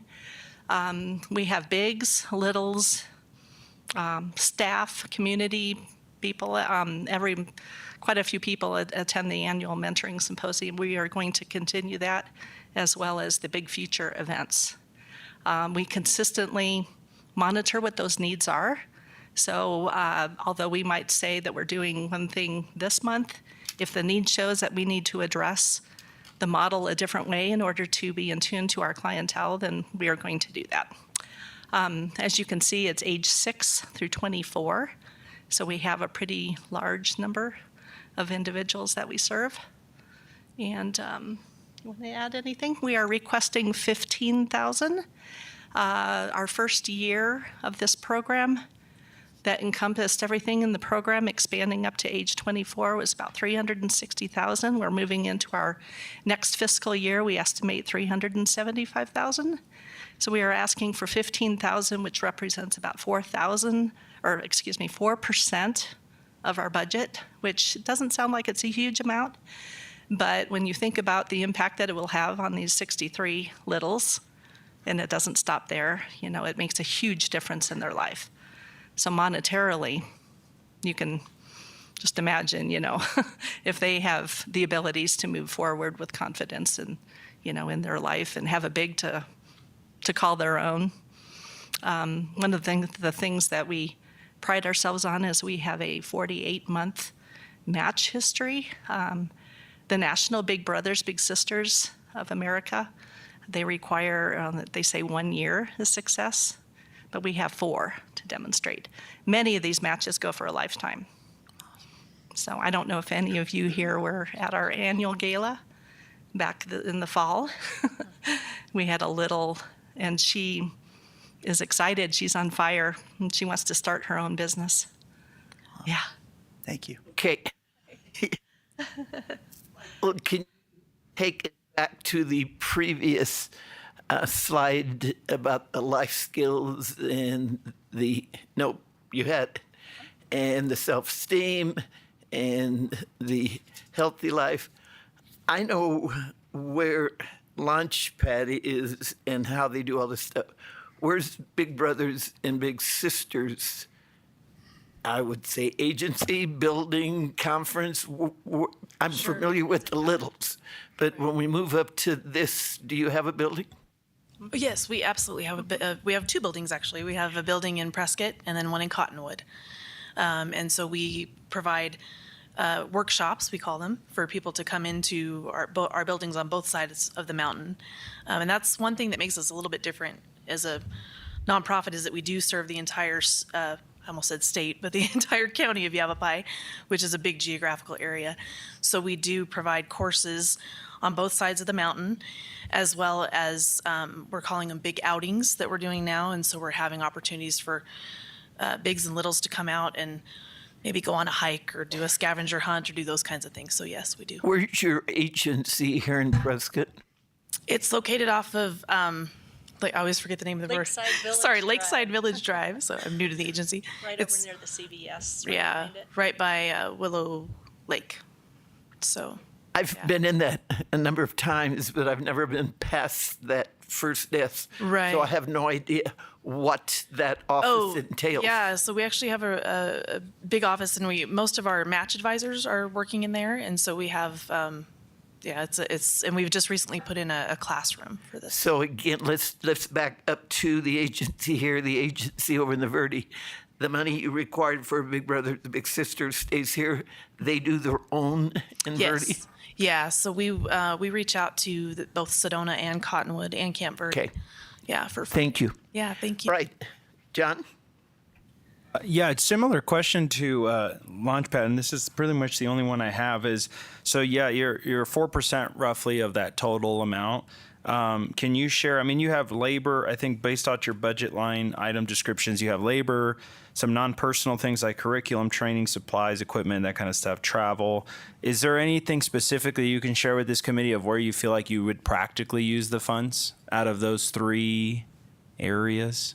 I think what we're moving into now is, really focusing on those matches and making sure that they have opportunities to do all the things that they need to do. So like Carol said, if a youth is interested in pursuing their career in going to college or pursuing an internship in a certain area, we're really trying to pour into those matches so that we can get them pointed in the right direction. And that's mostly through our match advisors and through just the back and forth conversations that we have and then pointing them in the right direction.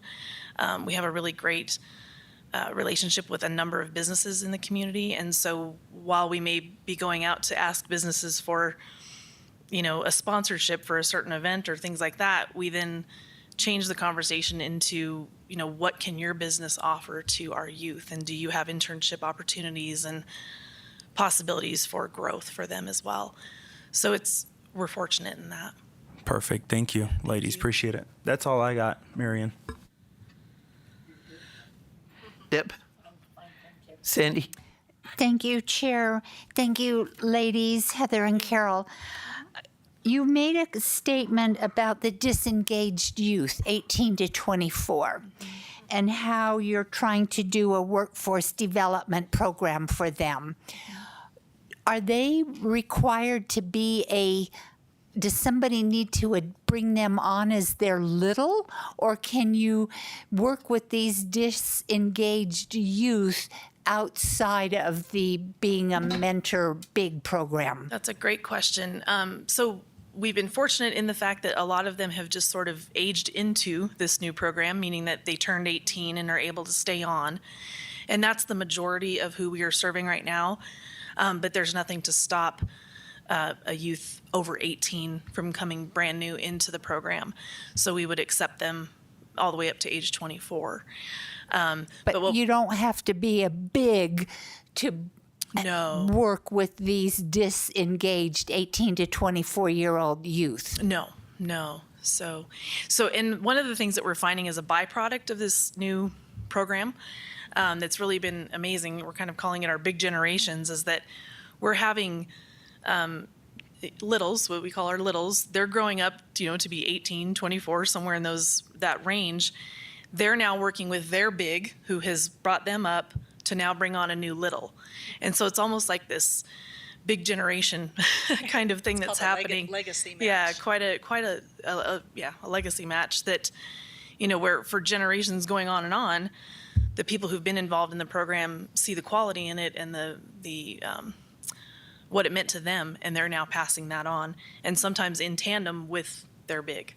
So it's been really impressive. So what do you feel out of the 15,000, how is the disengaged youth in the workforce development program going to be referenced and reap some of the funding rewards?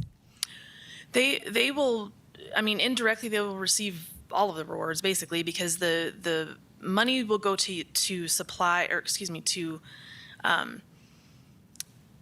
assist in our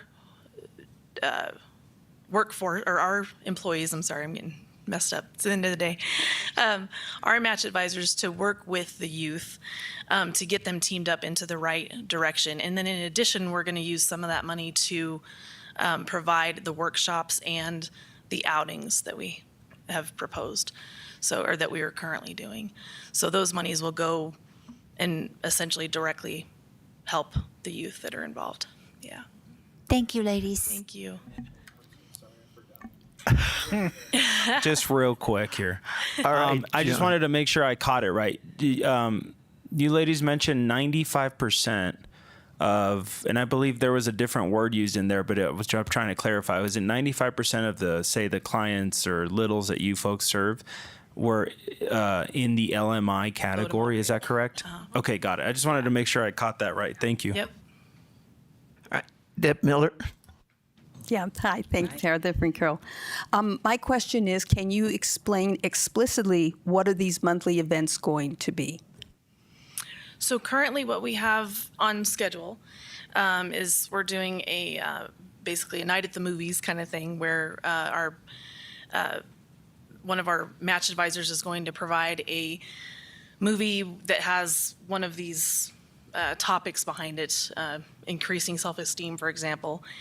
They'll talk about the video, they'll watch the video together, and then they'll debrief afterwards what they thought of it. That's on schedule. The next thing that's on schedule is possibly a meeting with the sheriff's office to talk about critical thinking. We've talked about bringing in a cold case detective who's going to sit down with our youth and kind of talk about how you would work through we solving a crime and what critical thinking means to that industry. We've talked about, we also have on schedule to do an outing at like one of the lakes for critical thinking, like taking a map and can you find your way around and do a scavenger hunt kind of thing. And so using those outdoor and critical thinking skills to, to work through a problem like that, so. Yes. And then your last year's program, can you please share with the committee how many littles attended these events? Yes, so last year and last year was the first year that we had done the program. And I believe that on both sides of the mountain, we had 38 youth that attended on both sides, either the workshops or the outings that we'd had. And that included a launch for the event. And then we had approximately, I think, 20 or so youth that were at Symposium this year as well, and that took place at Yavapai College. And so between the youth and then their bigs and their family members, it affected quite a number of people. And then one more question, Madam. Of those that attended, how many would be from Prescott? I would say probably like 80%. We have a much lower attendance rate in Cottonwood than we do in Prescott. And of those that attended, were they all LMI qualified? So I can speak to that. Yeah, that would. The LMI data, we actually have the actual data, and it's based on the income range for the family. We have it for 83% of these 63 individuals that we're proposing. The other numbers come from the free and reduced lunch rate, that the qualification and the percentage of the schools that the littles attend. So for those families that did not provide that information, we are also strengthening up our data collection activities within this area so that our match advisors know how critical it is, especially to this grant.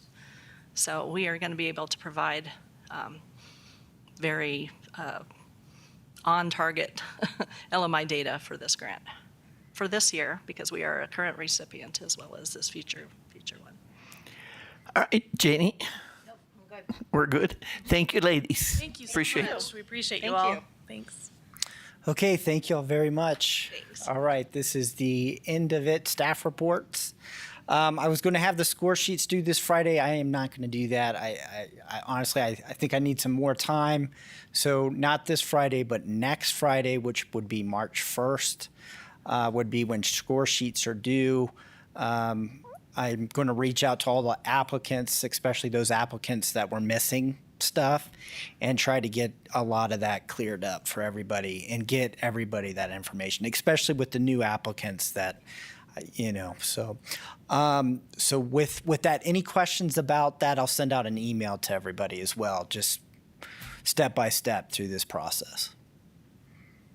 Okay, we are before 5. No, that's it. Our next CAC meeting is March 20th. Our subcommittee will be meeting on March 6th. Thank you very much. Yes. I have a question, if I can. Yes, Madam Chair. I'm checking the time. I know it's going to be fast. John and Sandy, will you be here for the March 20th meeting?